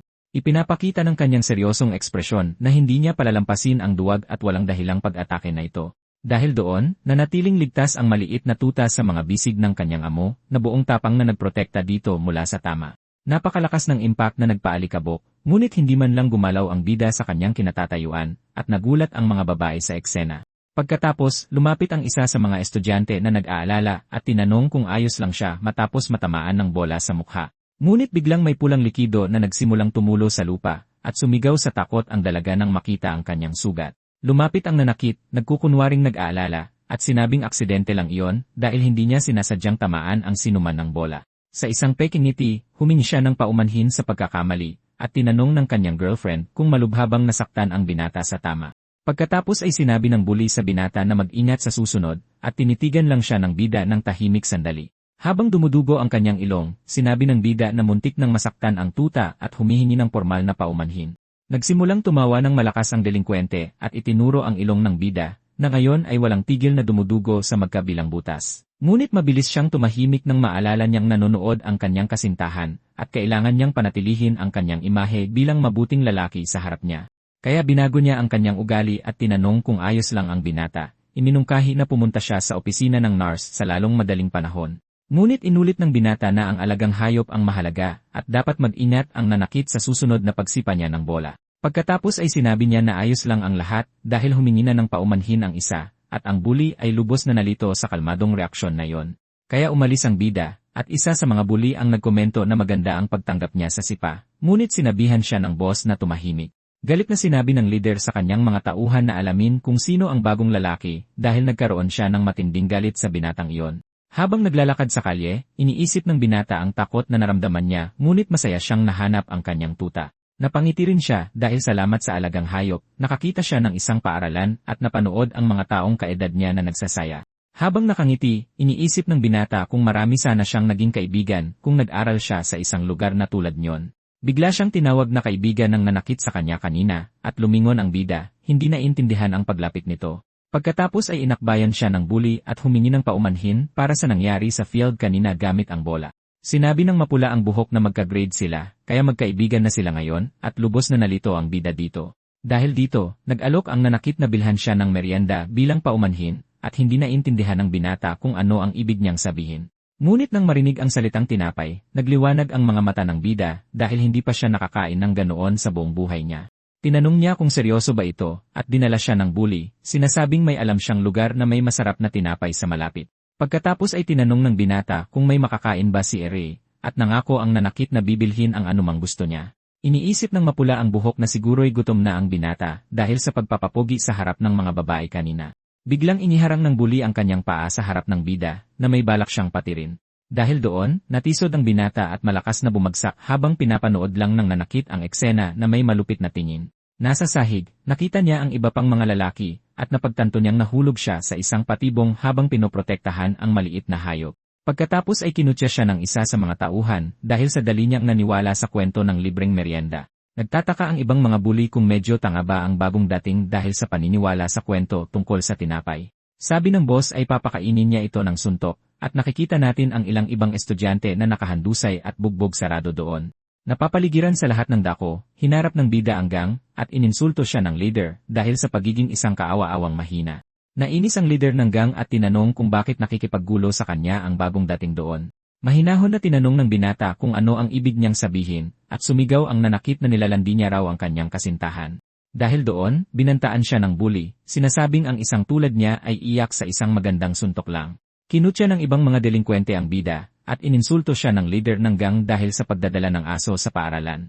Tinakpan ng bida ang kanyang mukha at inisip na inanyayahan siyang maging kaibigan, ngunit ito pala ay isang away lang. Pagkatapos ay humingi siya ng paumanhin para sa gulo at sinubukang umalis, ngunit naghahanda ang mapula ang buhok na atakihin siya mula sa likuran. Dahil dito, hinarangan ng mga tauhan ang kanyang daan at kinutya ang kanyang pagtatangkang tumakas sa tambang. May seryosong tingin, sinabi ng binata na tumabi sila dahil tinatakot nila ang kanyang maliit na alaga. Nainis ang isa sa mga nanakit sa kanyang ugali at sumugod sa binata para turuan siya ng leksyon ngayon din. Ngunit gumanti ang bida ng isang sakto sa target na suntok na tumama mismo sa baba ng kalaban, na agad siyang pinatulog. Walang malay na bumagsak ang delinkwente sa lupa, at nagulat ang iba nang makita ang lakas ng misteryosong lalaki. Namutla ang mukha ng leader ng gang, at hindi siya makapaniwala sa nangyari sa mismong harapan niya. Galit na galit, sabay-sabay na sumugod ang iba pang mga tauhan upang subukang palibutan at atakihin ang bida ng sabay-sabay. Nagtataka sila kung paano napatumba ng bagong dating ang kanilang kaibigan sa isang mabilis at tiyak na suntok lang, ngunit tinitigan lang sila ng binata ng kanyang malamig na mga mata at naghanda para sa laban na magsisimula na. Sa sandaling iyon, pumintig ang kanyang mutant na puso na may madilim na enerhiya at nagsimulang magising ang kanyang kapangyarihan.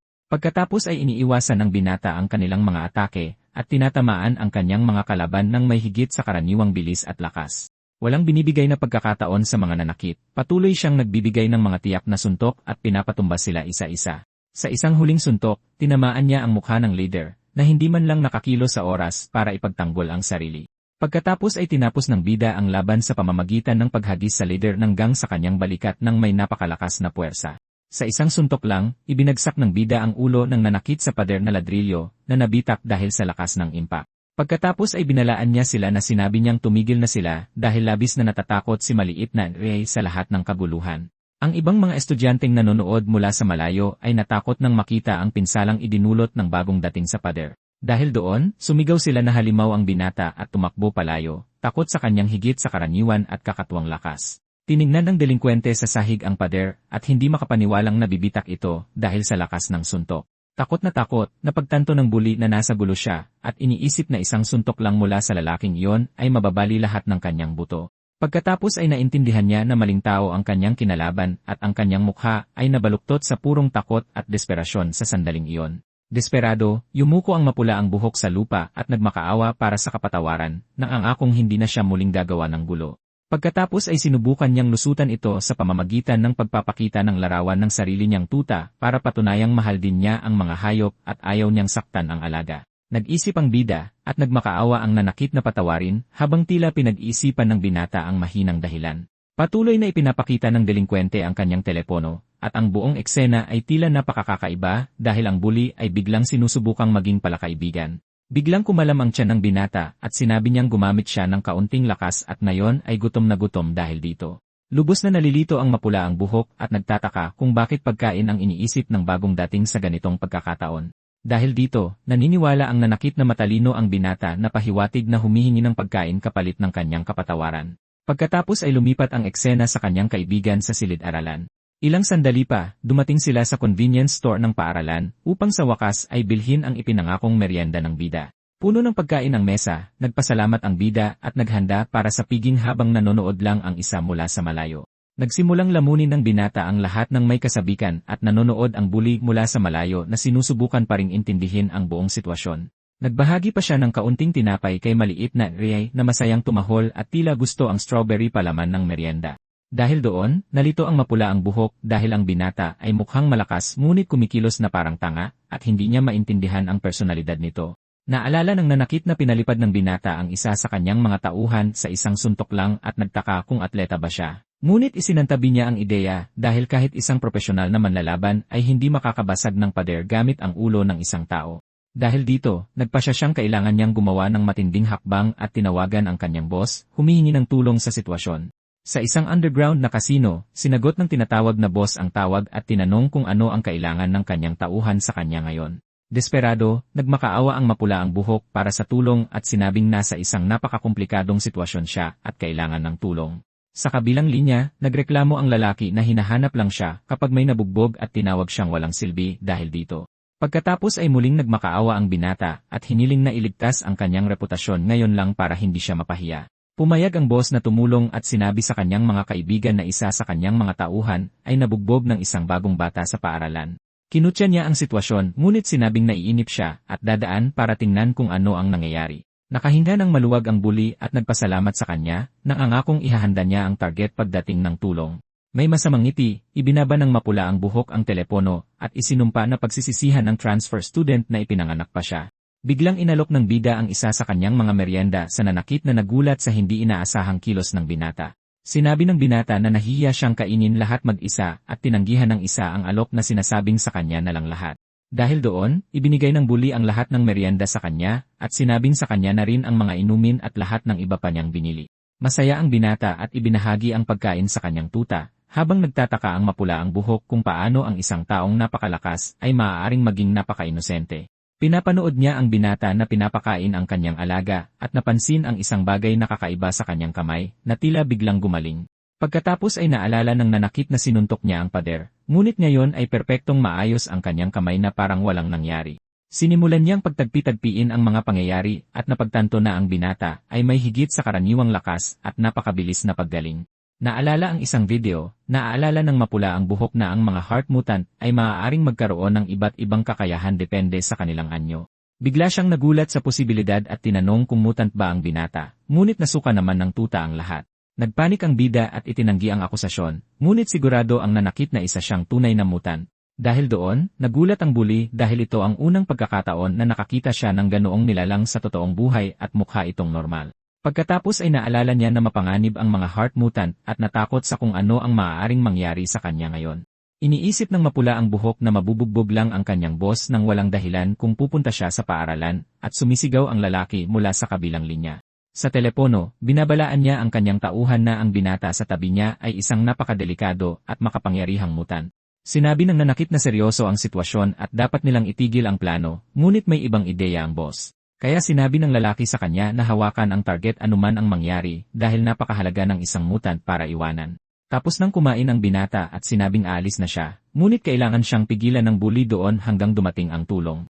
Dahil doon, nagpanik ang mapula ang buhok at tinanong kung bakit alis na siya agad gayong may oras pa bago matapos ang break. Ngumiti ang bida at ipinaliwanag na kailangan na niyang umuwi, na lalong nagpakaba sa nanakit sa sitwasyon. Desperado, kailangan ng bully ng plano para patagalin ang binata at pigilan siyang umalis bago ang tamang oras. Kaya iminungkahi niya na mag-cutting class sila para magsaya sa labas ng paaralan at naging interesado ang bida sa alok. Dumating sila sa isang arcade at namangha ang bida sa mga ilaw at tunog ng kakaibang lugar na yon. Naglakad-lakad ang binata sa lugar, at napagtanto ng bully na ito ang unang beses ng binata sa isang lugar na tulad nito. Nagniningning ang kanyang mga mata, sinabi ng bida na hindi niya alam na may mga lugar na tulad nito, at nagulat ang mapula ang buhok sa revelasyon. Pinagmamasdan niya ang lahat ng may matinding atensyon at humahanga sa bawat detalye ng bagong teknolohikal na mundong ito. Biglang nakita ng bida ang isang claw machine at nakilala ang plush toy na nasa backpack ng kanyang kaibigan. Hindi makapaniwala ang salarin at nagtataka kung ano ang ginawa ng binata sa kanyang buhay para hindi pa nakakita ng claw machine. Kaya nag-alok siyang bayaran ang isang laro at natuwa ang binata sa pagkakataong subukang kunin ang laruan. Sa tulong ng bully, kinokontrol ng bida ang claw at namangha nang makitang gumagalaw ang mekanismo para kunin ang plushie. Sa isang perpektong galaw, nakuha ng binata ang plush toy at ipinagdiwang ang kanyang tagumpay sa isang sigaw ng kagalakan. Pagkatapos ay niyakap niya ang laruan, masaya na nakuha ang kaparehong laruan na nasa backpack ng kanyang kaibigan. Pinapanood ng bully ang lahat at iniisip na hindi magiging problema ang pag-antala sa binata hanggang sa dumating ang boss. Itinuro niya ang isang karaoke at tinanong kung nakapunta na ba ang bida sa ganoong lugar sa buong buhay niya. Umupo silang dalawa at ipinaliwanag ng salarin na doon ay maaari silang kumanta ng kanilang mga paboritong kanta at magsaya. Nailang ang binata at umamin na wala siyang alam na kanta, na ikinagulat ng isa sa kanyang revelasyon. Dahil doon, nagsimula siyang kumanta ng isang lullaby tungkol sa isang picnic at cotton candy na itinuro sa kanya ng kanyang ina. Nainis ang lalaking may pulang buhok at tinanong kung bakit siya kumakanta ng pambatang kanta sa ganoong lugar. Ngunit ipinaliwanag ng binata na iyon lang ang kantang alam niya dahil nahiwalay siya sa kanyang pamilya noong bata pa siya. Inihayag niya na hindi siya nagkaroon ng normal na buhay mula noon kaya't hindi siya nagkaroon ng oras para matuto ng ibang mga kanta. Nagulat ang buli sa kwento at nagsimulang maawa sa malungkot na nakaraan ng binata na tila nag-isa. Naisip niya kung palaging ganito kaiba ang mga heart mutant at nagsimulang magbago ang kanyang opinyon tungkol sa binata. May maawaing ekspresyon, naramdaman ng salarin na sumasakit ang kanyang puso at napagtantong napapalapit na siya sa misteryosong lalaki. Pagkatapos ay inalok niya ng pera ang bida at sinabing ipapakita niya rito ang isang buong bagong mundo simula ngayon. Bigla, nagsimulang maglaro ang dalawa ng drum game ng buong sigla at sumigaw ang lalaking may pulang buhok na bilisan niya ang pagpalo. Sa isa pang fighting game, ginamit ng bida ang kanyang paa para maglaro at nagreklamo ang bully na gumagamit siya ng maduming paraan. Ngunit sa isang dancing game, naging lampa ang bida at natumba sa sahig habang yakap ang tuta. Pinagtawanan ng salarin ang kalampahan ng kanyang kaibigan at nagsaya silang dalawa, pinalipas ang oras sa masiglang arcade. Sa labas, pareho silang humihinal, at nagkomento ang lalaking may pulang buhok na naglaro sila na parang mga baliw doon. Sumang-ayon ang bida at sinabing iyon ang unang beses na nagsaya siya ng husto, at masayang uminom ng tubig ang bully. Dito, napansin ng lalaking may pulang buhok ang isang bagay na kakaiba, at itinigil ang lahat ng ginagawa niya, habang mahigpit na hawak ang kanyang bote ng tubig. May kabadong ngiti, tiningnan niya ang kanyang telepono, at nagtaka kung sino ang tumatawag sa kanya sa hindi angkop na oras. Ngunit nang sagutin niya ang telepono, nasermonan siya ng kanyang boss na sumigaw sa kanya na bilisan ang pagsagot sa tawag sa susunod. Pagkatapos ay naalala ng delinkwente na dapat niyang pigilan ang binata para turuan ito ng leksyon ng kanyang amo ngayon. Sa sandaling iyon, tiningnan ng binata ang mga litratong kinuha nila at napagtantong para siyang isang ganap na tanga sa kanilang pamamasyal. Nakita niya ang litrato nilang dalawa na gumagawa ng mga nakakatawang pose at napansin na nagkaroon pala siya ng totoong ugnayan sa kanyang target. Samantala, patuloy na nakikipaglaro ang bida sa kanyang maliit na alaga, walang kamalay-malay sa kataksilang binabalak. Lumipat ang eksena sa madilim na eskinita kung saan sabik na naghihintay ang grupo ng mga kriminal sa pagdating ng batang mutant kasama ang kanyang alaga. May matinding takot, yumuko ang lalaking may pulang buhok sa harap ng leader at humingi ng paumanhin ng 1,000 beses sa pagkabigo sa kanyang misyon kanina. Ngunit nagalit ang amo at tinanong kung sinusubukan siyang paglaruan ng kanyang tauhan sa masamang lugar na ito.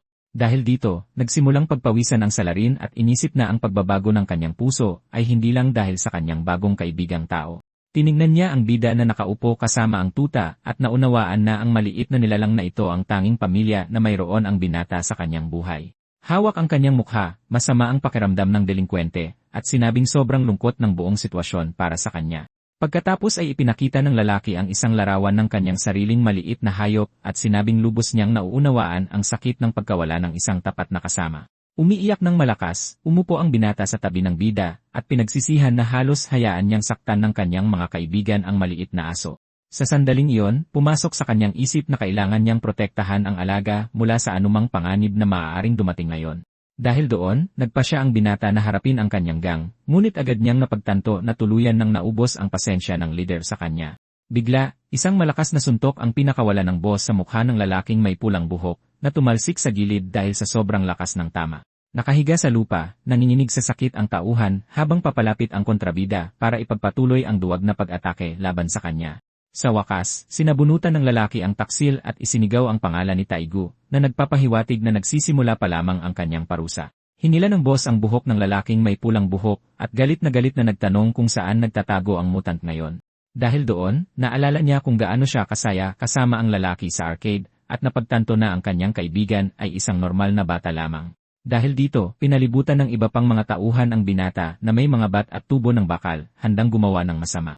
Sa sandaling iyon, pinapanood ng mga nakamaskarang kriminal ang eksena na may malamig na tingin habang naghihintay ng utos mula sa leader ng gang. Pagkatapos ay tinanong ng malupit na tao kung sa tingin ng tauhan ay nagtipon ang buong gang doon para lang mag-aksaya ng oras sa kasinungalingan. Ngunit desperadong nagmakaawa si Taigyu, na sinasabing isa lang itong malaking hindi pagkakaunawaan tungkol sa target na kanilang hinahanap. Naalala niya ang binata na hinimatay sa pagod matapos maglaro ng 2 laro lamang at mukhang isang ordinaryong talunan. May duguan na mukha, iginiit ng delinkwente na basura lang ang bida at humingi ng paumanhin sa kontrabida sa pagpunta pa nito roon. Sakto namang, nagkamot ng ulo ang leader nang may pagdududa at tinanong kung talagang sinasabi ng lalaking may pulang buhok na wala doon ang lalaki. Dahil doon, inakbayan ng salarin ang binata at tinanong kung nagagalit ba siya sa ilang sampal mula sa kanyang kuya. Pagkatapos ay nagsindi ng sigarilyo ang lalaki at sinabing ang mukha ng tauhan ay nagbubunyag ng lahat ng kasinungalingang sinusubukan niyang sabihin ngayon. Dahil dito, hinihingi ng kontrabida na malaman ang totoong dahilan kung bakit biglang binabago ng delinkwente ang kanyang kwento tungkol sa kinaroroonan ng mutan. Pinagpapawisan ng binata, iniisip na hindi tao ang bida at alam kung gaano kinamumuhian ng mundo ang mga kakaibang nilalang na ito. Dahil doon, nagsimulang tumawa ng malakas ang boss at tinanong kung talagang nag-aalala ang lalaki para sa kanyang kaligtasan sa sandaling iyon. Ngunit nanatiling tahimik ang lalaking may pulang buhok habang napagtatanto niyang nagiging mas mapanganib ang sitwasyon para sa kanya. Hindi inaasahan, itinaas ng kontrabida ang kanyang kamay at nag-alok ng 5 milyon bilang gantimpala kung ibibigay niya ang target ngayon din. May malupit na ngiti, ibinunyag niya na mayroon pa siyang mamimili na handang dalhin ang lalaki sa laboratorio ng walang bakas. Lubos na nagulat ang delinkwente at nagtaka kung ang ginagawa ng kanyang amo ay hindi ba aktwal na human trafficking. Naalala niya ang balita sa kanyang telepono tungkol sa mga mutant na ibinebenta sa gobyerno at napagtanto na lahat ito ay totoo at malupit. Sa sandaling iyon, nagsimulang manginig ang kanyang kamay sa lupa at naunawaan niya na ang kanyang nakatataas ay isang mas masahol na halimaw kaysa sa kanyang inakala. Kahit nasa lupa, sinusubukan pa rin igiit ng lalaking may pulang buhok na walang espesyal sa bida, ngunit hindi siya pinaniniwalaan ng boss. Dahil doon, naubos ang pasensya ng kontrabida at nagpakawala ng malakas na sipasatya ng tauhan na hindi ito nakita. Napakalakas ng tama kaya't lumipad ang binata at bumagsak sa pader ng may matinding at hindi inaasahang karahasan. Nakahiga sa lupa, sobrang sakit ng nararamdaman niya at halos hindi makahinga matapos ang malakas na tama na nagpawala sa kanyang hininga.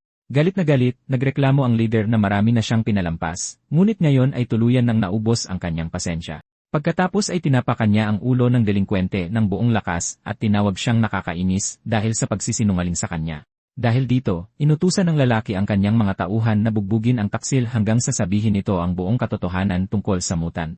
Sumunod ang ibang mga salarin at sinimulang sipain ang katawan ng binata nang walang awa sa sandaling iyon ng galit. Sinusubukang protektahan ng binata ang kanyang sarili, ngunit maraming suntok ang tumatama sa kanyang buong katawan nang walang tigil kahit isang segundo.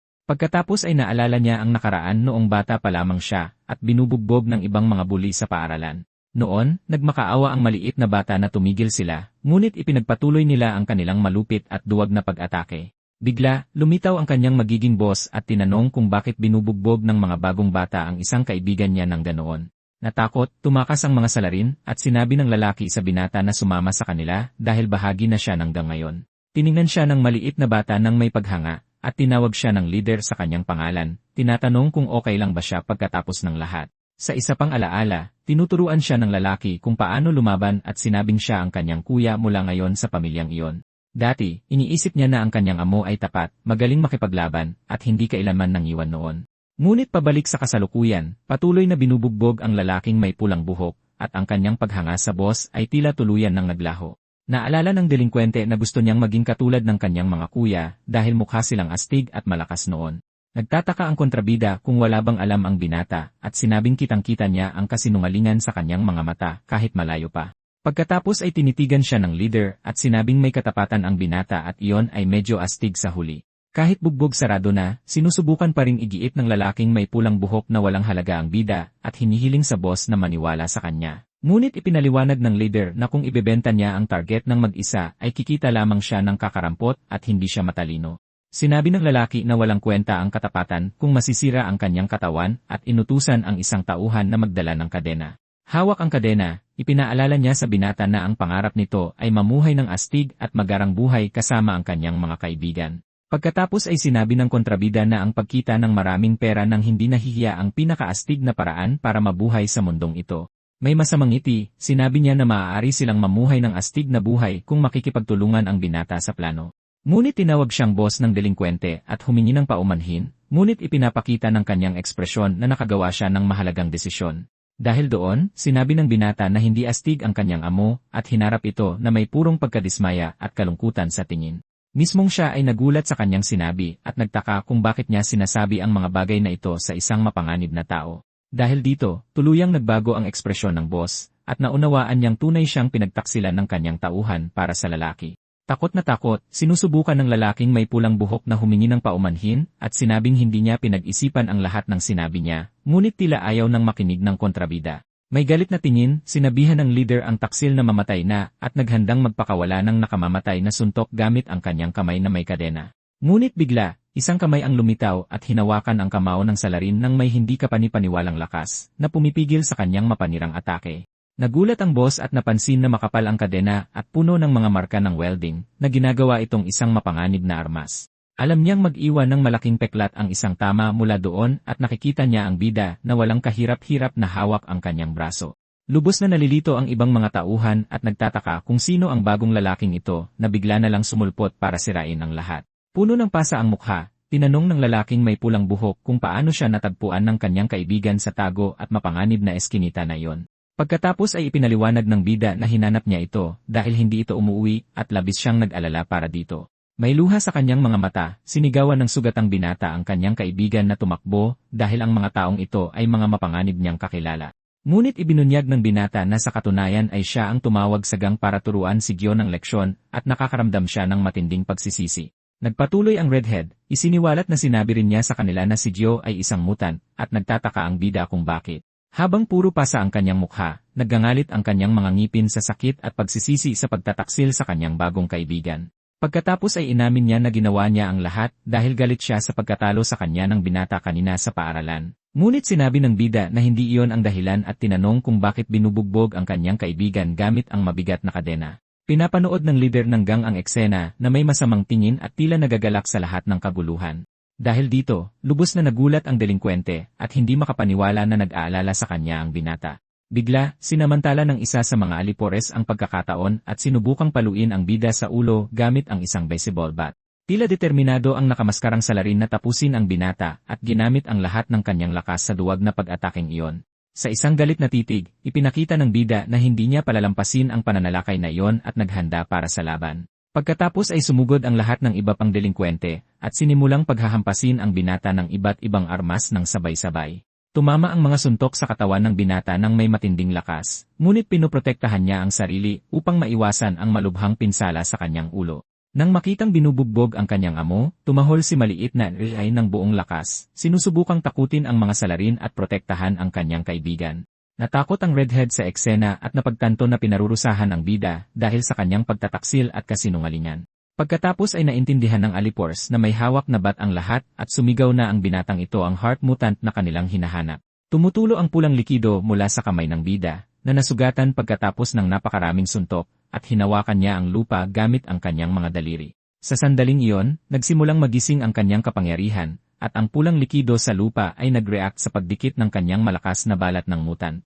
Nalilito ang salarin at hindi maintindihan kung ano ang nangyayari habang nagsisimulang mag-regenerate ang katawan ng binata. Bigla, tumayo ang bida at nagpakawala ng isang malakas na suntok sa mukha ng kalaban na walang oras para mag-react. Sa hindi kapanipaniwalang bilis, nagsimula siyang umiwas at gumanti ng atake sa lahat ng delinkwente gamit ang mabilis at tiyak na mga suntok. Sa loob lamang ng ilang segundo, isa sa mga lalaki ay nasa lupa na at ang iba ay takot na takot sa superhuman na lakas ng binata. Hinarap ng mga alipores ang bida at naghanda para sa laban habang dahan-dahang lumalapit ang binata. Habang nakayuko ang kanyang ulo, naglakad siya patungo sa panganib at ang kanyang madilim na aura ay nagdulot ng tensyon sa lahat ng kalaban. Sa galit, sumigaw ang leader ng gang sa kanyang mga tauhan na tapusin na ang nanghihimasok ng tuluyan. Doon din, pinalibutan ng lahat ng delinkwente ang bida gamit ang kanilang mga bat at naghanda para sa isang sabay-sabay na pag-atake. Pagkatapos ay sabay-sabay na sumugod ang mga salarin at nagsimulang iwinasiwas ang kanilang mga armas sa binata. Ngunit naiwasan niya ang lahat at isa sa mga lalaki ang tumilapon dahil sa isang malakas at tiyak na sipa. Sa loob lamang ng ilang segundo, ilang alipores na ang nasa lupa na may malubhang pinsala sa buong katawan. Nagpatuloy sa pakikipaglaban ang binata at nagpakawala ng isang malakas na suntok sa mukha ng isa pang kalaban na tumilapon sa malayo.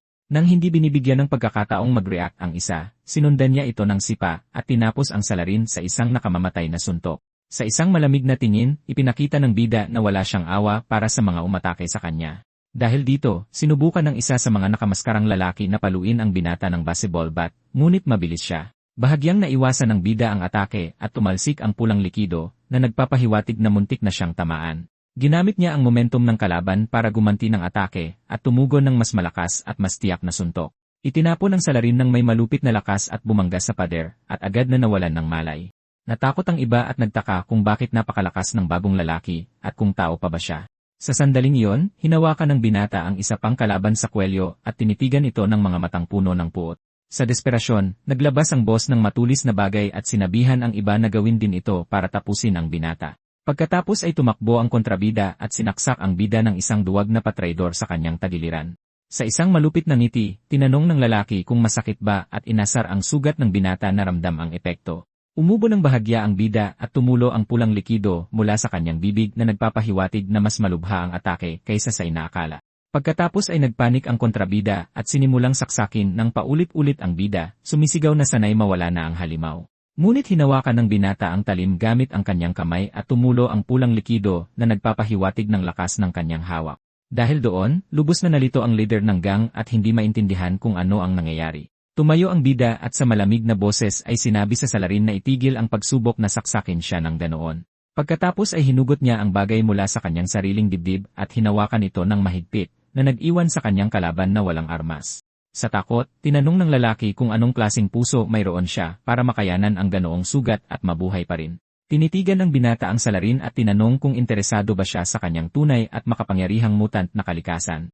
Nang hindi sumasagot, ibinalik ng bida ang atake, sinaksak ang binti ng kontrabida na sumigaw sa sakit dahil sa sorpresang pag-atake. Nang makita ang eksena, nagpanik ang ibang mga alipores at napagtanto na hindi nila dapat kinalaban ang isang mutant. Dahil doon, inihagis ng binata ang pansamantalang sandata sa lupa at naghanda na tapusin ang mga natitirang kalaban. Nagniningning ang kanyang mga mata ng matinding pulang ilaw at sumugod siya sa mga tumatakas ng may di kapanipaniwalang bilis. Pagkatapos ay binalaan niya sila na ngayong alam na nila ang kanyang pagkatao, walang sinuman sa kanila ang makakatakas ng buhay sa lugar na ito. Ang kanyang galit na ekspresyon ay nagpapakita na wala siyang awa para sa mga nanakit sa kanyang bagong kaibigan. Samantala, masayang tumatahol si maliit na Rejay na para bang hinihikayat ang kanyang amo na tapusin ang lahat ng kontrabida. Sa loob ng ilang segundo, lahat ng alipores ay nasa lupa na, ang kanilang mga mukha ay tuluyang nasira dahil sa mga suntok. Nakatayo ang bida sa gitna ng eskinita, kasama ang lahat ng talunang kalaban at ang kanyang tuta sa kanyang tabi. Sa lupa, tinawag ng Redhead ang pangalan ng kanyang kaibigan, gulat pa rin sa ipinakitang kapangyarihan na kasasaksilang niya. Pagkatapos ay tinanong niya kung ayos lang ang bida at nag-alok na tumawag ng ambulansya dahil sa malubhang sugat. Ngunit sinabi ng binata na ayos lang siya at hinawakan ang kanyang dibdib para ipakita na wala ng sugat doon. Sa gulat, napagtanto ng kanyang kaibigan na wala na ang butas at napipi dahil sa hindi kapanipaniwalang paggaling ng binata. Habang dumudugo ang ilong, tinitigan ng Redhead ang kanyang kaibigan na lubos na nagulat sa kanyang kapangyarihan sa paggaling. Pagkatapos ay umiwas siya ng tingin, ang kanyang ekspresyon ay puno ng pagkakasala sa pagtataksil sa kaisa-isang kaibigan na mayroon siya. Sa gitna ng mga talunang kalaban, humingi ng paumanhin ang bida na lalong ikinalito ng delinkwente sa lahat. Bigla, ikinuyom ng binata ng mahigpit ang kanyang kamao at tila pinipigilan ang sarili na sumabog sa galit. Sa lupa, sinuntok ng binata ang sariling ulo at sinumpa ang sarili sa pagiging tanga at pagpili ng maling mga kaibigan. Nagulat ang bida at tinanong kung sinusubukan ba talaga ng kanyang kaibigan na ipagkanulo ang isang kaibigan ng ganoon. Habang nakasubsob ang mukha sa lupa, humingi ng tawad ang delinkwente at inamin na ipinagkanulo niya ito dahil malapit siya sa masasamang taong iyon. Ipinaliwanag niya na akala niya ay astig na sumama sa gang at nasa kaibuturan ay isa lang siyang basagulero tulad nila. Ngunit lumapit ang bida at inabutan ng isang uri ng puting tela ang binata na hindi naintindihan ang kilos. Sinabi ng bida na dumudugo ang kanyang ilong at sinabihan siyang gamitin ito para linisin agad ang kanyang mukha. Nagtanong ang Redhead kung para ba talaga sa kanya ito, at kinumpirma lang ng kanyang kaibigan sa isang simpleng mahinahong kilos. Ngunit nang kunin ang bagay, napagtanto ng delinkwente na isa itong training pad para sa tuta at nagulat. Kahit na, nagpasya siyang gamitin ito para linisin ang kanyang mukha, at sinabing hindi siya karapat-dapat na tratuhin bilang isang tunay na kaibigan. Nang may ngiti, sinabi ng binata na ibig sabihin ay hindi lang siya ang tumuring sa kanila bilang magkaibigan, at sapat na yon para sa kanya. Natigilan ang kanyang kaibigan sa kabaitan ng binata at tinitigan siya ng mga matang puno ng purong paghanga. Sa sandaling iyon, nagsimulang tumulo ang mga luha at hindi na mapigilan ng Redhead ang lahat ng emosyong nararamdaman niya. Pagkatapos ay tumayo siya at niyakap ng mahigpit ang bida habang umiiyak at humihingi ng tawad sa lahat ng kanyang ginawa. Sa gitna ng kaguluhan, sinabi ng binata na si Gio ay isang tunay na astig na tao at sa wakas ay nagkaayos na silang dalawa.